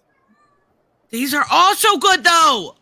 I cannot wait. Except for the Dustin Wynn ones. I'm not a big fan of all that, like, what are they called? The Nightmare, Midnight variants. I actually don't care for them. Hey, we got Miko from the Criminal Sanity helping out on artwork. I know, Miko Suave. I don't know what the real name is. It's like Miko Suave, but we're going to call it. I'm looking forward to that one. And yeah, so much of this is tying in. I cannot wait for this. Seriously, Superman, everything's getting better and better with Superman. Well, you know, they say where DC go or Superman goes, DC follows. So if the Superman titles are doing well, that's usually a good sign. Although sadly, I wish the sales were better for DC. But I don't know. Maybe they'll pick up with this Night Terrors, and maybe this will, whether it's because of the variant covers or the quality of the stories. I mean, I just want DC to do I have to agree with Raymond on this one. This is going to kill my wallet, even though they're replacing a lot of books. But like was Future say, like was Convergence, I'm going to buy everything. See, I love this one. Okay, so I love Dan Waters anyway. But for Detective Comics, it's going to follow Jim Gordon, and it's going to bring back that robotics bat suit. Oh, that's awesome! I think that's actually really cool. We haven't seen that since what? Snyder, right? Yeah. Am I gonna say Snyder? Okay. I was like, I'm not missing any stories in between. Jurgens utilized in Batman Beyond. I don't remember that. Yeah. Now I just realized we have a bunch of Batman books. No Kelly Jones covers. They're doing horror, and there's no Kelly Jones variants. He's not good enough. No, they can't do it. No. That's just. I'm sorry. That's DC dropped the ball on that. Yeah, that's fair. I love this one too. It's so good. Okay, this one I can believe. Nightwing's nightmare being that he murdered someone. Yes. Totally in character. By the way, Becky. But here's the thing. Writing it? Yeah. Okay. Quiet. Hold on. Here's the thing. They actually told us. This is the first time. How many of these have we gone through where they're like, "Hey, his nightmare is this, and this is what happened." All the rest of them were sitting here going, "What's the nightmare? What happened?" You skipped the description for action. That's all right. I'm not gonna read it anyway. Oh. I mean, to be fair, it's been Action Comics. Yeah, we got that. The art with the Omen backup with Power Girl, beautiful, beautiful stuff. It's Action Comics. What? Make it sound like a bad thing. Yep, it's just not a me thing, I guess. Maybe that's what it is. It doesn't dazzle you. Exactly. Like if it blew me away, that'd be one thing. But it didn't from the Superman, the relaunch of Superman has been very, very good. I like what they're doing with Parasite. I like what's going on. But the other one is it's Action Comics. It's Phil Johnson. Yep. He's a great guy. You've been loving it. It's been good. I haven't read it. That's what I'm getting at here. I don't care enough to read it. Why not? Because it's Action Comics. That didn't stop you from reading the War World saga. And that was good. That was Superman being different, being being a fucking gladiator, there being we go. There we go. fucking alpha male Chad. What other buzzwords can I put in here? He's always been an alpha male Chad. Now it's just like he's back on Earth, and it's like the strongest he's ever been. Yeah, that's boring. Okay, you and I have to do another follow-up or debate again. Well, that would probably not be a good idea, seeing how poorly it went for you before. Oh. Really? Who actually brought receipts for their arguments? I mean, Who to actually- be fair, I didn't need receipts because I had logic. Oh, really? Really? I brought actual story beats and everything that you even acknowledged I was right on. It's just I went through all of it at the end. Oh, it's my show. I still win by default. That's not a debate. I wasn't wrong, though. It was my show. I did win by default. But you cannot keep on claiming you had the facts when you had zero facts. Uh-oh. You had feelings, but no facts. Prep time. That's all I got to say. Prep time. Even Prep Superman, time and I win. And Superman still wins because he still holds back, and Batman knows he's always holding back, even at his worst. All Lois would have to say was go to your room. Yeah, sure. Just saying. All Selena has to do is leave him at the end, is to make him fall in love, then ditch him, and he's sad for months. Or 50 issues. But yeah. Yeah, just about. Yeah, name that was Superman. You had to actually kill Lois for him to fall in. And with Batman, Selena left him at the aisle. I mean, to be fair, it was Tom King. That's really all I got to say there. Anyway, so he murdered someone that he loves. Nightwing. That I can see being a fucking horrific thing for Nightwing. Like, Nightwing is the heart of the DC universe. Yep. This I want to read. Yeah, this Except is the only for one this is the first one that sounds like a legit real nightmare. But it's by the Clune Rats. Yep, I think though this is a case where they had a good idea. Even the worst writers can come up with a good idea that actually leads to being a very well written idea. That's fair. I think that's it for them. Just like they were good, they were meant to be on Wonder Woman for the Planet of God stuff. They shouldn't have stuck around afterwards. Yeah. It's similar Tavia makes a good point. There's no John Kent story. Probably because they want to put him on the down low for a little bit. Let things cool Why? a bit. Why? Oh wait, I know. Maybe because he's off planet. Maybe he'll still be off planet. Maybe it's also because, well, yeah, probably because his mini's still going on even by the events of these. Yeah, that's probably exactly why. I was about to be like, no, we need John Kent. Yeah, John Kent is still living his nightmare. He's still dating Glenn Nakamura, so that's the answer to that. Okay. He's dreaming about Saturn Girl. I'm telling you, I'm waiting for the Saturn Girl. Rocky, I still stand by my gotta be in opinion. Saturn. But he's with that pink-haired freak. Come on. I That's a still nightmare. stand by my opinion. Tom Taylor is still writing John much better. Is handling it much better than anything Megan Fitzmaurice is doing. Hey, man, with him. we all have terrible relationships that we're in that are nightmares, and we know what John Kent is. That's all I got to say. Saturn Girl's waiting in the wings for him when they break up. Except she openly admitted she manipulated him. She basically. That's what women do. That's why we love them. a psychic woman who could so good, no. Come on. Chipola Jean Grey. You need to get out more, my friend. I mean, getting manipulated by Saturn Girl, good-looking Paula blonde is a Jean good Grey. I like Jay. I don't mind Jay. I know a lot of people don't like him. He's not my favorite character. I did like Bernard.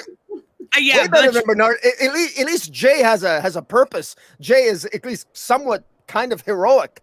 At least he's a rebel, borderline terrorist, but still has some revolutionary. At least he still has. What does moral. Bernard? What does Bernard do? Bernard sits there. He's like a stage 5 clinger. The guy will never leave. I'm afraid, but Tim will save me. I'm afraid, but Tim will save me. I'll give him a necklace with the letter B on it to stand for blonde. You're my gay awakening. He's pathetic.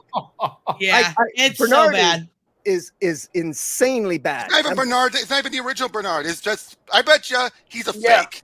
Someone. It just abducted, took his look. Scrolls. No, Derlin. No, it would be a Derlin. That's the DC massive version. therapy for all these guys. Then boom, there's your event right there. Okay, I think we're getting off topic. No, but but on the contrary, we're talking about nightmares, aren't we? That's your nightmare. That's your nightmare.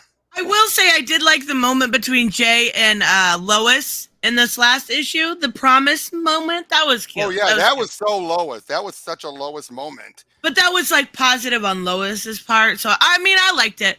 I'm interested in Nightwing. This Red Hood book, like this nightmare version of this is really fucking cool. But this okay, so we've got Dick Grayson isn't the only Robin. We've got Kenny Porter. Anyone super familiar with Kenny Porter? Yes. He's like the movie tie-in for The Flash. And, yep. And yeah. Was it good? Yeah, I thought it was. That's not enough to go on. I mean, it was a good enough story. It was, I mean, it was okay, but I need to read more of his stuff. Oh, he's doing the Superboy, the Man Tomorrow, which I like that first issue. Yeah, but didn't he also do with no. DC Mac. He's done DC Mac. Yeah, DC Mac. I was just gonna say. I love that. I love DC Mac. Yeah, DC Mac was kind of fun, and it actually got its own hardcover. I was surprised DC gave it a hardcover, so I didn't think it sold all that well. But no, I don't think it did. That's surprising. I think it's because Mark Waid utilized it during that Dark Crisis Big Bang, so it got that because Mark Waid helped boost it.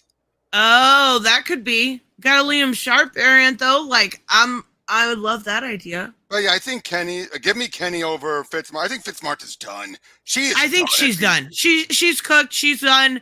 She has not been introduced in anything recently. Not only that, but her book is canceled.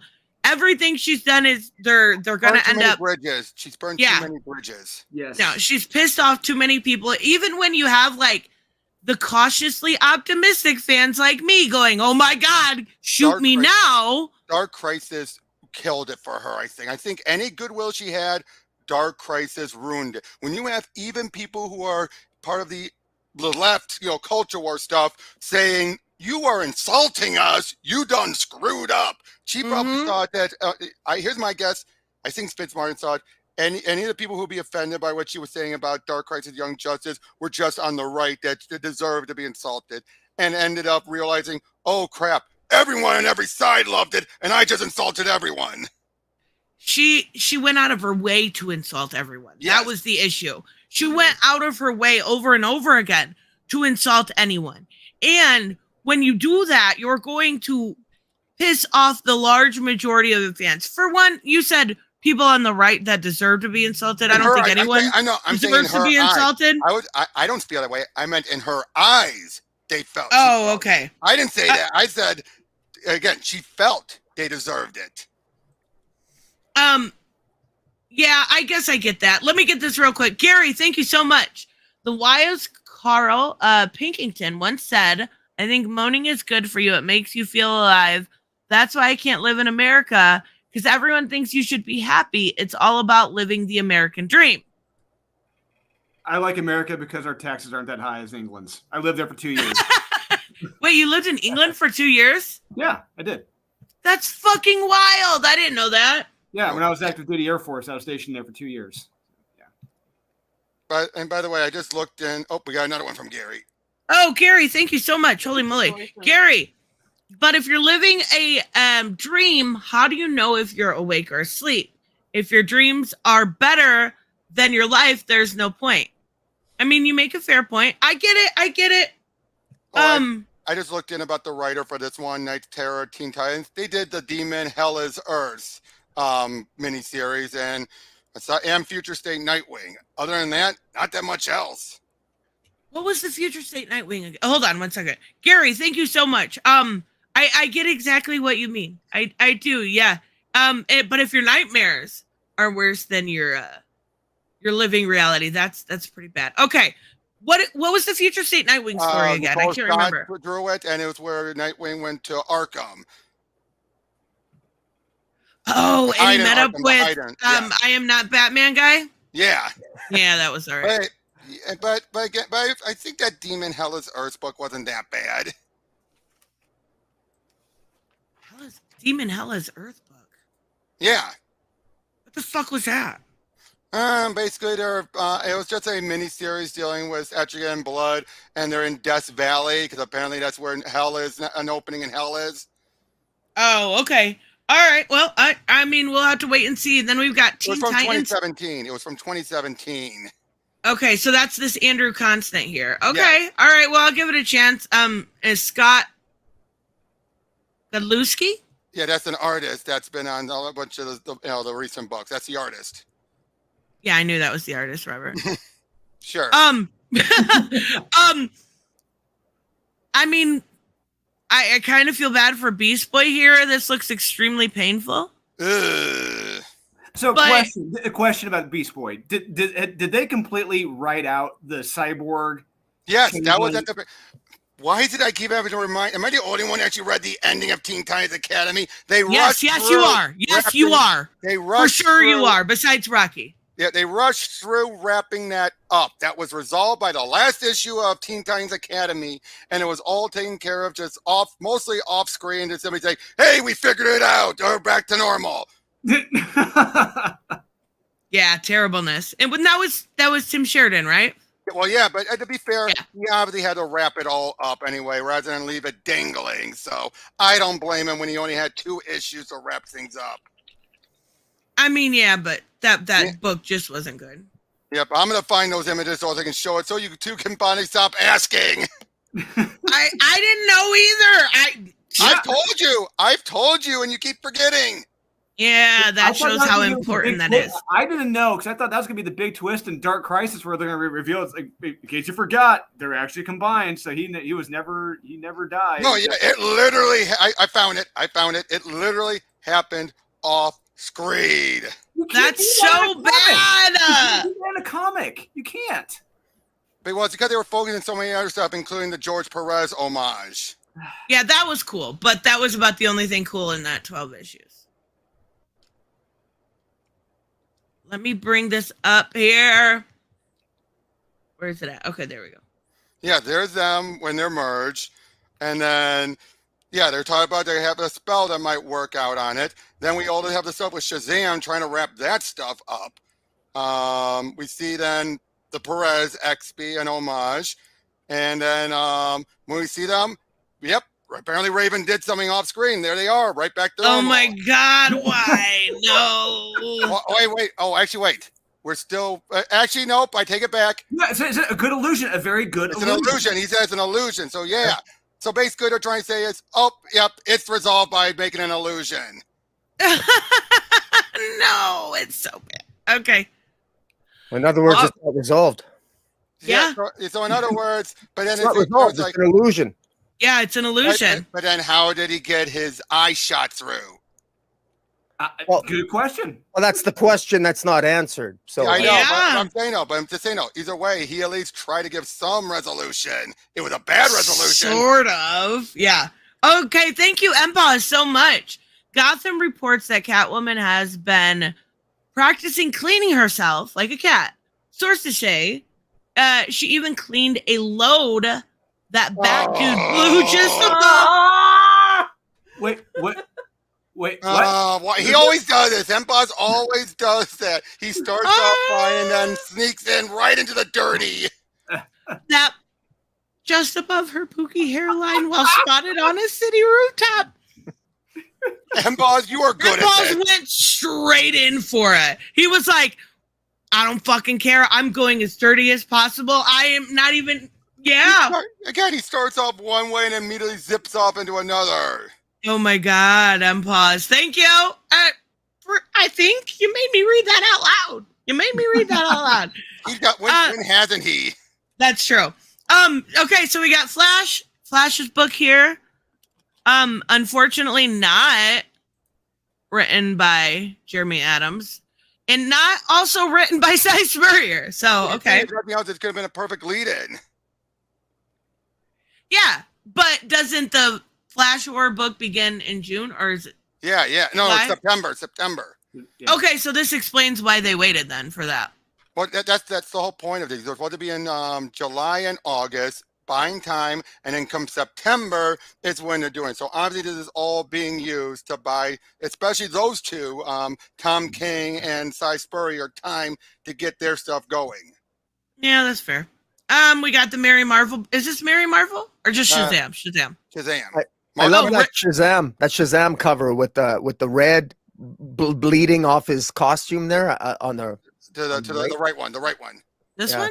Yeah, I love that cover. I think that looks cool with the blood.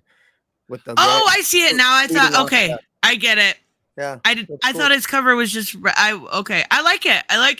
You know what I would love to see is Mary in her black costume again. That would be awesome. Yeah. Wait, which one? The straight black or the dominatrix black outfit? The dominatrix black, of course. Yes. Yes. Wait, is that Jeremy Adams, Jerry Ordway cover? Yes.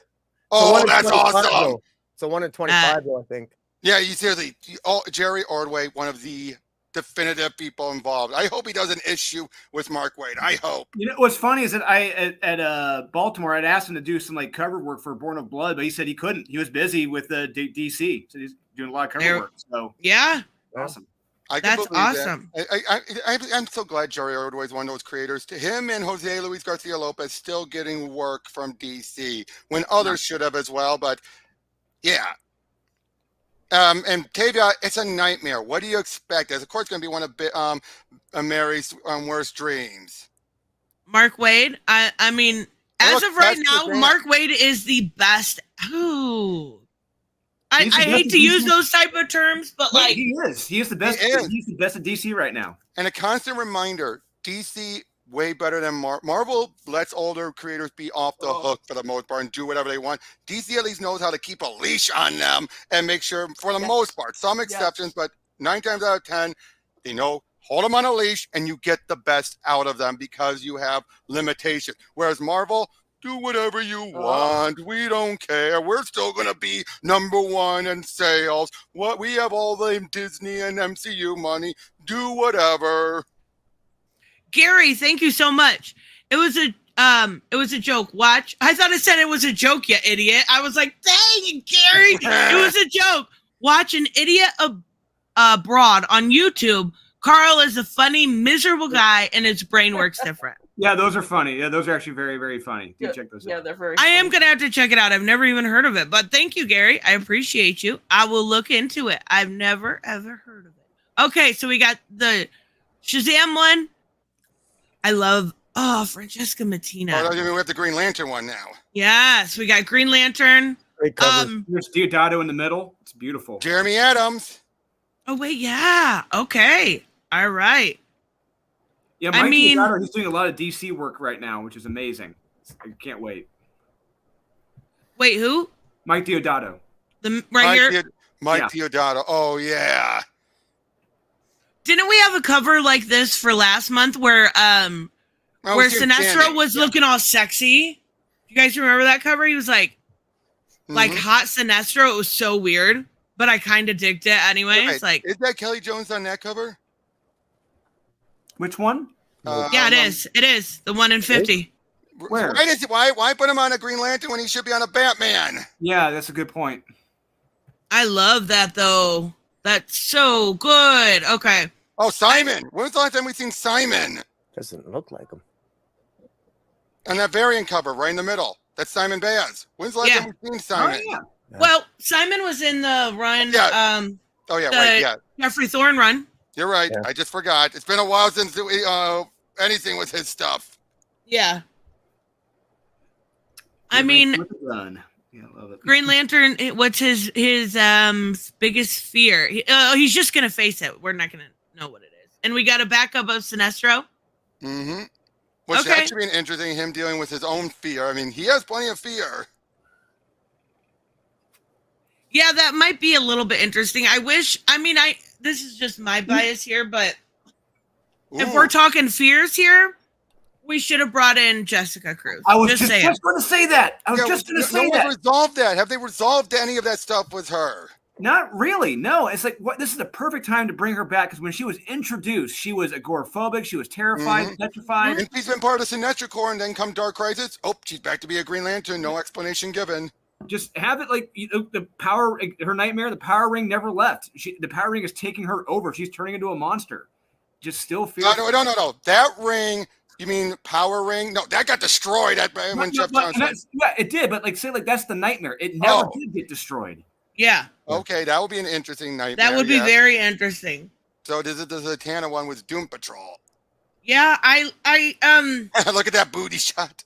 I know, it's such. I had to put that on my thumbnail. I'm like, that is a great look. She looks like she's about to sing "Put a Ring on It," right? But like, I mean, no one in their right mind would put a ring on that face right there. But that booty, Like I'm just saying. cover. That looks like a deceased cover. It does. It does. Yeah. So, so it looks like even though this is the Tana, there's more of the Unstoppable Doom Patrol since Culver is working on it. So it's gonna be like a little crossover. I like it. I like both of those themes. Yep. Is that Riley? That's what I was just thinking. Ew. Yep, it's Riley. Riley. It is Riley. Why would you give Riley a sexy woman cover? He's got that blackmail material on someone to keep getting. Yes. I'll say she looks better than anything that Riley did on Harley. Yeah. At least she has curves. This cover is going to sell good in Japan. Yeah, it's going to sell well in America. I already know about that. Not unless mainstream people find out and try to get it canceled like other covers. No, it's Miko. It's a black and white Miko cover. It's going to sell like gangbusters. Guarantee it. Beautiful. I really like it. I really do. I'm curious about this one. Wait, is the backup? No. They are crossing over. Okay, I was thinking it was the backup. It's Culver, so of course it's going to tie more into what Williamson is doing. More Ravenger. Oh, yes. I love it. I am such a huge Rose Wilson fan. I have adored her ever since, Jeff Johns you wrote her in his Teen Titans. I think she's she and wants to protect her young self without losing her own identity. That we're gonna make sense. Yeah, that I like that idea. Oh, and Dexter. Oh, Raymond's gonna love it. It's Dexter Soy on artwork. I know Raymond. That's his favorite.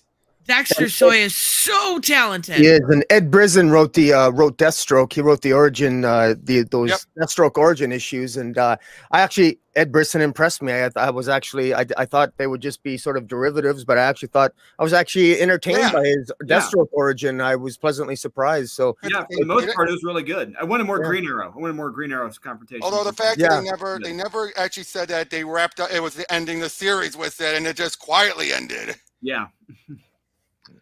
Now there was two new Mark Waid series. Yep. Yes. So basically, this is supposed to be either a direct or spiritual sequel to The Birthright. It basically said it's pretty much set in that world, but you still don't have to say it's a direct sequel. And Brian Hitch. Oh, yep. Yeah, when is he and Jeff Johns going to get to that one book they were going to do that was set in the world was Geiger? They kept saying they were going to work on that, and it seems like Hitch keeps going to get no other kind of work. I mean... We haven't seen any. I'm sorry. Speaking of Geiger, we haven't seen any of those new titles, those new characters outside of Junkyard Joe. Because I think it's because Junkyard Joe. I mean, probably either way on the other artists to get up and doing stuff, or who knows what else is going on with it. No, you're wrong. Actually, we have that backup story in that one story in that anthology. Yeah, those image ones. One story. It was just one story. That was like only a few pages, and like, where am I going to get more of this? And that was over a year ago, I think. I know, but who knows? They probably the case of trying to get all these other ducks in a row. Yeah. It is nice. Is this Black Label? Yes. It is nice to see something on the Black Label from Superman. Like a lot of what we get from the Black Label is Batman. I know we just get recently that Waller in the Wildstorm, or was that Black Label? No, yeah, that was Black Label. That was terrible. Yeah. I liked it. It was okay. It was Wildstorm, just unwild. Take out Wild from the Wildstorm, and there you go. It was conversations at the local diner. I will say this: the whole thing about this is Corey Mark Waid is his basically take on the whole notion of Batman killing, and it's basically probably something he's been building up to probably ever since Man of Steel. I'm very curious about it. Like I'm not the biggest Superman fan, but look at that art. But the thing is, this is about him not giving up on Luthor. It is him redeeming. That's Superman at his core. He honestly believes he can help him, and that's beautiful. It's perfect. I can't wait. Is it just me, or has Hitch been doing way better at DC than he ever did at Marvel? Ooh, that's tough. You compare like the first two Ultimates runs he did, especially that first volume. Oh no, those were that's phenomenal. tough. But after that, what else did he do? I mean, yeah, he's been doing the stuff with Venom until he left. But look, DC's been letting him go off with so much stuff. His his Hawkman run was amazing. I'll say that with Robert Venditti. But yeah, his Marvel stuff, Ultimates 1 and 2, that's probably the best stuff. Yeah, but that was again how long ago? That was 20 some odd years ago. Now, granted, we do have that upcoming Ultimate Invasion. He's also working on that too. Yeah. Seriously, the guy has been getting so much. It's probably why he hasn't been able to do that thing with Jeff Johns. He's been getting so much other work that's probably higher profiled. And that's great. I love it. And that's great seeing him get that work. So I didn't know this book. I looked at the thing, but I didn't even go far enough to realize that they were doing this book. This is fucking cool. But does that mean we're going to have 2 new Titans books coming out? One set in the past, just like all the other rest of the world's fine stuff, and one set in the present.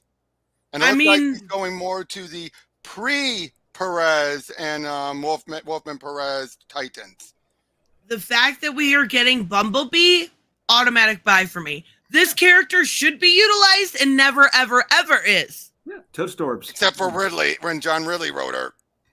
It had to be, everyone went to Donna's wedding, but no one came to mine. Oh, was that the other history of the DC? Yes. Boy, he just took and had anyone that's black resents everyone in the DC universe. They resent all of them. If you're black or Asian, you resent, or Latino, you resent everyone.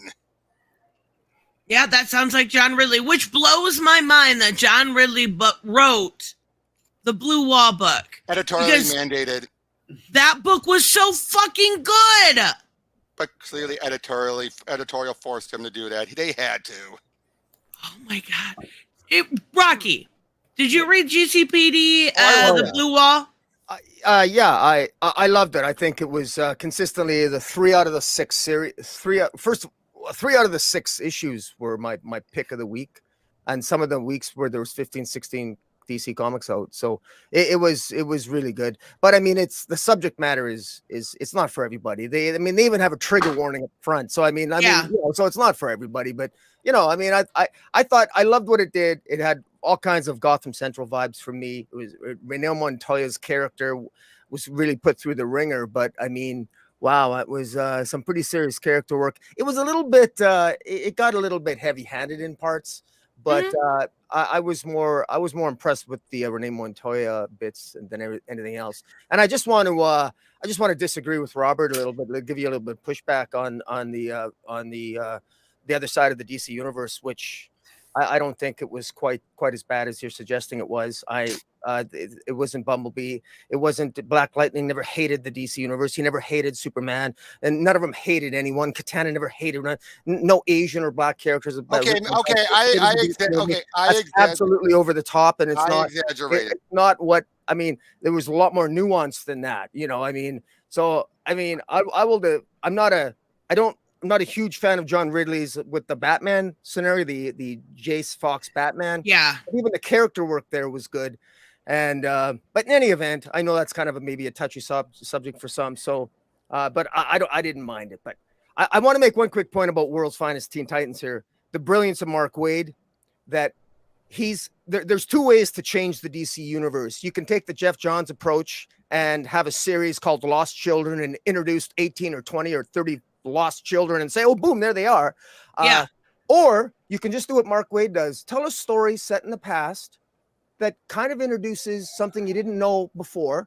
Write it brilliantly. And he already did that in the first issues of World's Finest, leading to the whole Lazarus thing. But it was just good storytelling, good, introducing new characters that you didn't know really existed. And suddenly they've always been there. They just weren't giving a lot of limelight. And let's face it, it's very easy to accept that, because right now the pattern in the DC universe is we're not, there's so many great characters that we love that we're not seeing, C and D-list characters that we're not seeing. So who's to say there isn't a C or D-list character that we've never seen? So I kind of like that he's doing that. We get some really great classic Teen Titans stories told, and as well as some present ones, and it works, and it's working well. That's what I thought that Dawn of the DCU was going to be. hopefully we'll get that starting in September, more of those types of stories. Because I think Mark Waid has stumbled on something here that I hope other writers, I hope DC looks at what's working, because they're not very good at looking at what works and sticking to it, you know, despite the fact that sometimes it's staring it right in their face. Mm-hmm. I think that's the smartest way to do it, because I will say I'm enjoying what Mark Waid has done in World's Finest, and I do like the Lost Children. It's just not, and I love the art in it. I love a lot of what's being done, but it's a lot at once, right? Yes. Yeah. It is a lot at once. And then there's so much delays on JSA. It is, and it's not Jeff John's best work. First off, it's the Huntress story. It's not the JSA. It's about the Huntress. And look, I like the Huntress. She's a good character. But if you're going to sell me on a Huntress story, don't tell me it's a JSA. And the fact it's been delayed this long, I'm wondering if there may be some big changes with that book. So we'll see what happens. Yeah, I'm curious. I will say I do like Mark Waid's execution much better when it comes to introducing these concepts. And it's kind of natural that they're spinning off, because there was one issue I didn't care for of the World's Finest. And it wasn't that I didn't care for it. It was just a date. Oh, the date night? You weren't a fan? It was boring. It was fun. I loved it. That was great. Wait. Hold on. Are you being serious right now? Yes, I enjoyed it. I was laughing. I enjoyed it. I enjoyed it. I thought it was, I don't know. What did you like about it? I think Drew's fucking with me. No, it was a young Dick Grayson who just he'd probably never been on a date before in his life. It's probably his first date. He didn't know what to do. He was being I don't want to say a self-centered douche, but like, it was funny. I enjoyed it. It was great. And you had Supergirl getting all. Are you fucking with me? No, I enjoyed it. Wait, hold on. Anytime I hear you bitch about John Kent, it's like, oh my God, they kissed. But you enjoyed a whole issue of a date? It was their very attempt is a bad date. Like, remember, it was a bad first date, and Lord knows I've had my fair share of bad first dates. So I mean, and seeing it happen to Dick Grayson, you don't think it would happen to. It's great. Okay. All right. I mean, it was like, we're going to wear our costumes to a date. No, he for one. That was dumb. That was fun. It's like Dick Grayson had never been on a date before. He didn't know what he was doing. He wore his costume. She was all dolled up, looking beautiful. And it's like, that's great. I love it. I'm so fucking confused right now. Like, I've heard you, bitch, a bunch of times about like Harley and Ivy dating or John Kent dating, but this whole motherfucking issue was a bad date, and you loved. Okay, all right, I live in clown world. It's in the past. It was their. It was like their very first date. Is Dick Grayson's probably his very first date. You didn't know what to expect. Well, I'm going expecting Dick Grayson's going to be Rico Suave like Bruce, but no, it goes the exact opposite way, and that was it. It subverted my expectations, if you will, and didn't go the way I thought it was going to go. Wait, hold on. You're fucking with me, Drew, because you just said you liked your expectations. I'm going to go this. Like I said, we are used to a Dick Grayson right now who's the ass man, like the best ass in the universe. He can get any woman he wants, and you go back to his very first date, and he blows it. He's just he doesn't know what to do, and that was great. Mm-hmm. Super great. Super duper great. Gary, thank you so much. Had Chinese ordered battered king prawns and sweet and sour sauce with egg fried rice, and I'm in heaven. Thanks, Gary. I'm starving. Thanks. Oh, that sounds delicious. Actually, that sounds amazing. I hope you enjoy yourself. Okay. All right. I'm kind of fuckered up in the head here because there's been so many times I've heard you bitch about Tristan at a loss for words. I love it. It's very rare. It's very rare. Look at Bumblebee. She looks so cute. Toad Storbs. Oh my God, I'm gonna hit you. But look at young freaking. I love this. That's great. That is such a good cover. Yeah. Young Donna Troy. This is going to be really good. And it's a natural progression of the book we're getting so far.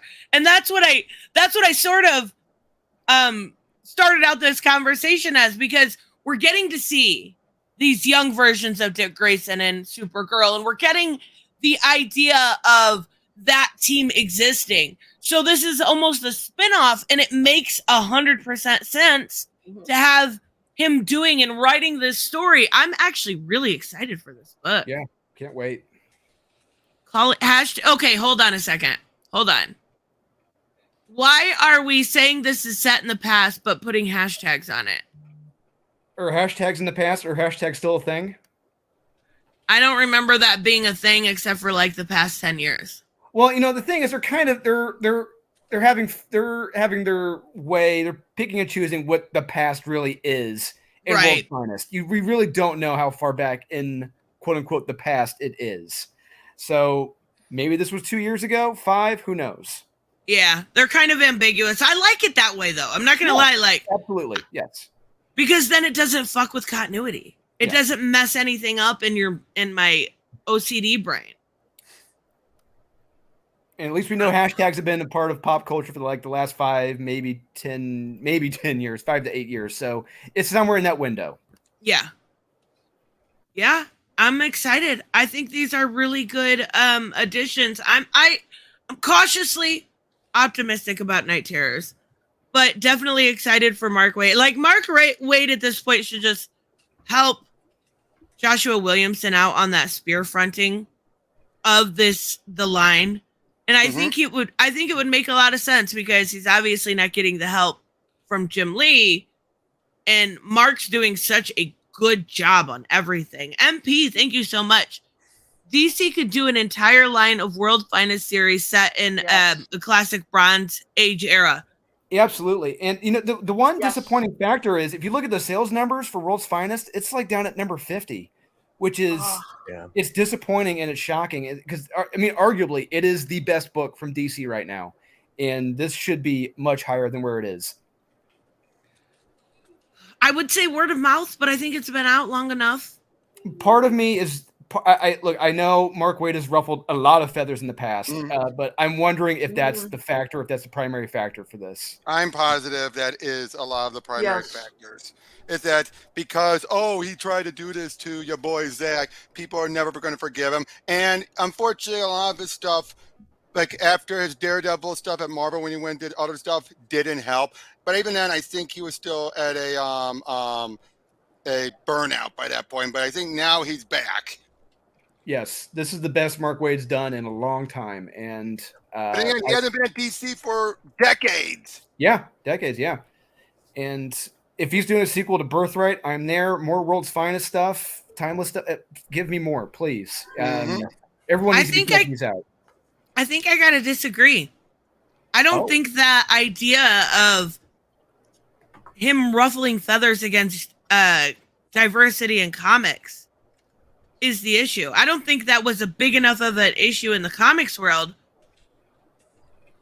to upset fans. Like, a lot of the people in that community aren't going to buy these comics anyways. I don't know. Maybe I'm wrong, but I just don't feel like that's the issue. I feel like it's more of an issue that it's a duo book instead of a headliner book. I don't know. I would disagree with that too, because I mean, if you go back to the early 2000s with Batman Superman by Jeff Loeb and Michael Turner and all that, that was a best-selling book too. Yeah, well, I will say this. I think here's the other thing I think it is. I think he's let off a lot of his anger and his resentment over the years. I do think that's the biggest one. The fact that he's able to work at DC, and I had him on, you saw my interview with him. He flat out admitted, even though some people were pestering him with the question, he has no intention to write anything with John, but he's not going to be his old self where he would be bitter and be like, I'm not going to work there if Lois is married and John exists. He's not that man anymore. He just wants to work in his own little playground, and he'll still be willing to do present day stuff as Batman versus Robin proved.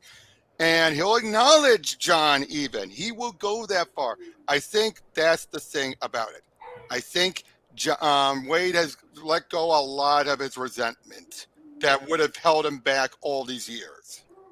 Sometimes though, that's too little, too late. Well, I mean, I don't know. For many, sometimes it is. I do think. I don't know. I don't think it helps what he did to stuff like that, or like going out and attacking. What was it? Just some guy calling him a white supremacist. Like, okay, that I can agree with. That I can definitely agree with. Some of the stuff he's done, that a lot of that damage is pretty bad. Yes. Yeah. So I mean, I definitely think he's got his own uphill battle here, but I could see these sales getting up. And I don't think they would be greenlighting a new book for him if the sales didn't warrant it. Exactly. I think there's just been the word of mouth on the book is that it's extremely positive. I think DC knows, even though the sales may not completely reflect it, it is overwhelmingly positive about this book. Yeah. And I would add to what Drew and Rob are saying by, let's draw a comparison. It's a lesser name, but DC waited a long time before they removed their heads out of their asses and recognizing that Jeremy Adams had a pretty strong following. And when Jeremy Adams started on The Flash, the sales weren't that great, but they slowly got better, and they got better, and they got better, and they got better. Then they shit the bed and removed him to Green Lantern. But at least with Mark Waid, they're I think maybe, they're seeing, well, we got really good positive word of mouth. Mark Waid, I think well, I don't know if he's paid his dues. I've always been a Mark Waid fan. I try to avoid a lot of the noise that often surrounds him whenever he's on Twitter or whatever. But I actually don't have an explanation as to why the sales are slow in World's Finest. I'm enjoying it. It's a classic thing for me. It actually makes me wonder if maybe a lot of us online, so many of us comic YouTubers, we generally, most of us love World's Finest. Maybe it's the people that read comics but aren't on YouTube that are deciding not to pick it up, or I don't know. Yeah. Or maybe does it have higher digital sales? I don't think it does. Who knows? I don't know. Well, it's obviously doing well enough though to get this other spin-off book. Yeah, and I think the what helps is that positive word of mouth. I think that is one of the big factors of it. Yeah, and I think the problem with Jeremy Adams on The Flash was unfortunately that future state story. That stalled any good word of mouth for the first year. No, not first year, first 6 months of that book, because everyone kept thinking, oh, it's going to eventually tie into this. Oh, and so many people assumed he wrote that stuff when he didn't write that stuff. Yeah, I think I did it first too. I was like, what the F is this? How could he do this? Yeah, no, I think that damaged a lot. And I think, though, it was the end of that first arc, that annual and everything where it revealed he was trying to fix the damage from Heroes in Crisis, and the school, going to the father-daughter dance stuff, where I think the two issues that really helped boost him up. And I think that's when it happened. But then, unfortunately, it was too slow of a climb that by the time people realized it, he was already off the book. That Future State Flash story was awesome. Sorry, I know people hated it, but I liked it. No, boy. You like that? I like the World's Finest Date Night. So there we go. There we go. Can I ask Agree to disagree? Of course. Can I ask one question? Okay, all honesty, because I'm just seeing Tavia bringing it up so much in the chat. Do you guys honestly think we're at the point of no return where there's no reversing John without causing a PR shitstorm because he's so tight? John's not going back. He's not going back. Tavia's trying to throw the theory of, to say he's from another Earth. That would still cause problems, because once you do that, no one's going to care about that version, and that's going to piss off people. Yeah, that would piss off me. I'm not going to lie. I liked Super Sons. It is actually what made me like Damian as a character, because I got to enjoy the qualities of the little shitness that he is. But if they went, I look forward, and I know I know this isn't everyone's opinion on this. I can accept that it's not even most people's opinion on it. But I look forward to reading John Kent, Superman, more than I look forward to reading Action Comics. You can see by my reaction earlier, more than I look forward to reading Superman. I like John Kent as Superman. I like him as a character now. And I do think I'm not alone in that opinion. I think there would be enough people to cause enough ruckus that would, and then the editorial issues. Think about the editorial, and it would just be too much. No. Yep, and I think Dark Crisis, I really gave him much better word of mouth, because I saw so many people who were like, I don't care for John. Oh, I'm not liking Tom Taylor. When they saw him in Dark Crisis, they're like, oh my God, I get it now. Yeah. Let me give a counterpoint to this. First of all, people might forget, but there was a time when Impulse was the Flash. Very briefly. So let me, and I just want to say this: there's only one reason why John Kent will not be de-aged, and that is because of the LGBTQ issue. There are simply that is too big a box that you've checked off. You cannot uncheck that box. It ain't gonna happen. It'll never happen. They could technically de-age him and still say, well, he's just a little bisexual, but no, they're not going to do that. And they're not going to do that. It's simply they don't want to go there. It's just going to be bad publicity, and so that's the only reason why they don't do it. Because otherwise, I think they should do it. If it wasn't for the LGBTQ thing, I would do it in a heartbeat. I think also we're too far in. He's been older much longer than he was a kid. And I think what you brought up, the Impulse stuff, that barely lasted a year before they undid it. And, so did John as Superman. What has John done, really? I mean, John helped kick. One punch in 18 issues. Come on, the guy didn't do much. I mean, he spent more time in the bedroom with Bernard. Was it Bernard or was it Jay? Jay, and no, he did a lot. He helped stop bring down a totalitarian government. In Gamora, yeah. And he helped stop put up a fight during Dark Crisis. I love John Kent. I know. I don't think he. I know he. The lot like the one punch thing. There was more than one. It was like 4. Come on now. And I do think there's an audience if they could get it out there. Like maybe I'm the audience. I can like it. It's okay. No, I just wish they'd show up. I know. I get it. Put them online. I know. Isn't there a huge like BL audience in manga? Let's push it to that audience. Yeah. There we go. Yeah, but those stories are completely not superhero stories. Oh, they're not? Wait, I fuck if I know. Are they just like slice of life stories then? Mostly, yes. Oh my God. That's crazy. Okay, M-Pause, thank you so much. Just imagine all the kinky details Steve Trevor managed to get Diana to spell when using her own lasso. He tied her up nude too. M-Pause canon, the DC erotic universe. Yes, that's exactly right. Somebody needs to make an anthology called the DC erotic universe.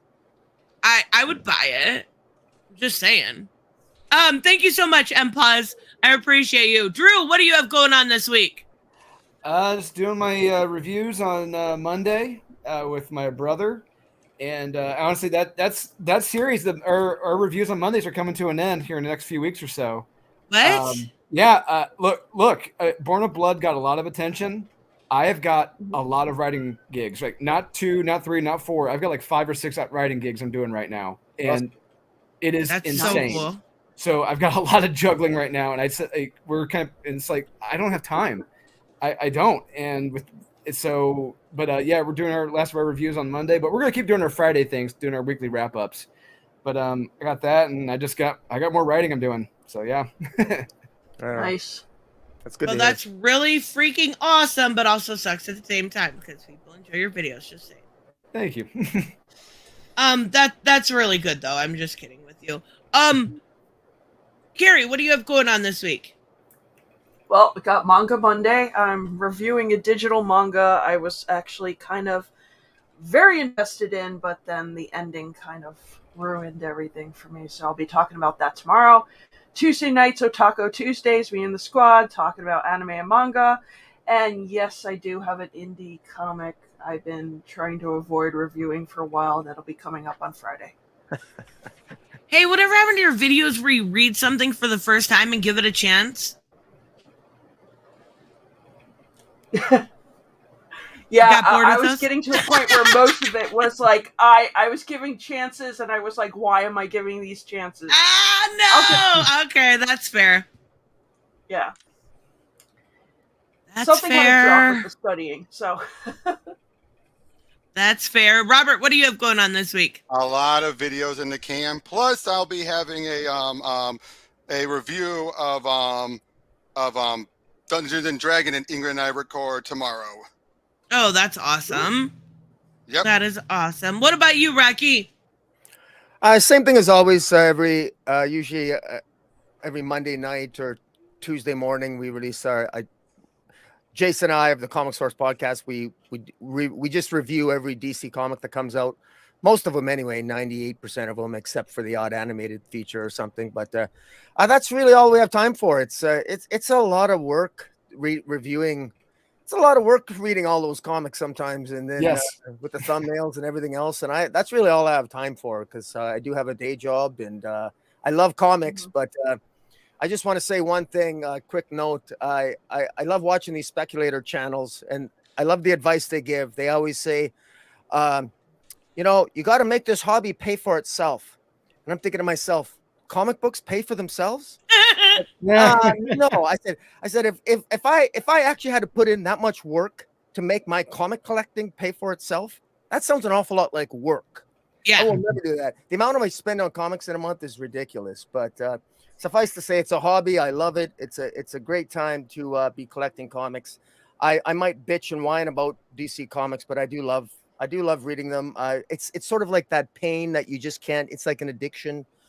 So it's all good. It's all good, and hopefully I won't experience a night terror in the next few months, but we'll see what happens. I can't do the speculator thing because it seems boring to me. It seems like investments, and I'm just like, this is a hobby. This is supposed to be fun. I'm reading it because I enjoy it. I'm not doing this as a chore. And that's Ernie, who runs our brick and mortar store. He is all about I call it prospecting. You're like an old gold mining prospector. But I hate it too. I don't like it. It dirties up the reading experience by doing that. It does. And that's my opinion. Yeah, I agree, but I think DC Comics is probably really counting on those speculators, because I have to admit there's a lot of gorgeous covers out there, and for this Night Terror event, as you went through them, Tristan, and so I'm definitely going to be. I'm kind of a hypocrite. I bitch about variant covers, but I gotta admit I'm going to be. It's like Robert said, it's going to be hurting our wallets, I think, on some of these covers. I was just going what Raymond said. Yeah, but there are some gorgeous ones out there. I'm excited. I cautiously optimistic. I'm not excited, cautiously optimistic. And I this week I have to learn organization skills. That's what I have going on this channel this week. No, I am. We're still working through The Last of Us Part 2, and we'll be doing maybe some fun. Well, of course, as always, top fives and the best books and the worst books of the week. All of that kind of fun stuff. And I'll have some updates on my community posts. Make sure you guys check out everybody. Their channels are in the description. So you can check out everybody's work, everybody's channel. And we will see you guys next time. Thank you so much. Bye, guys. Bye.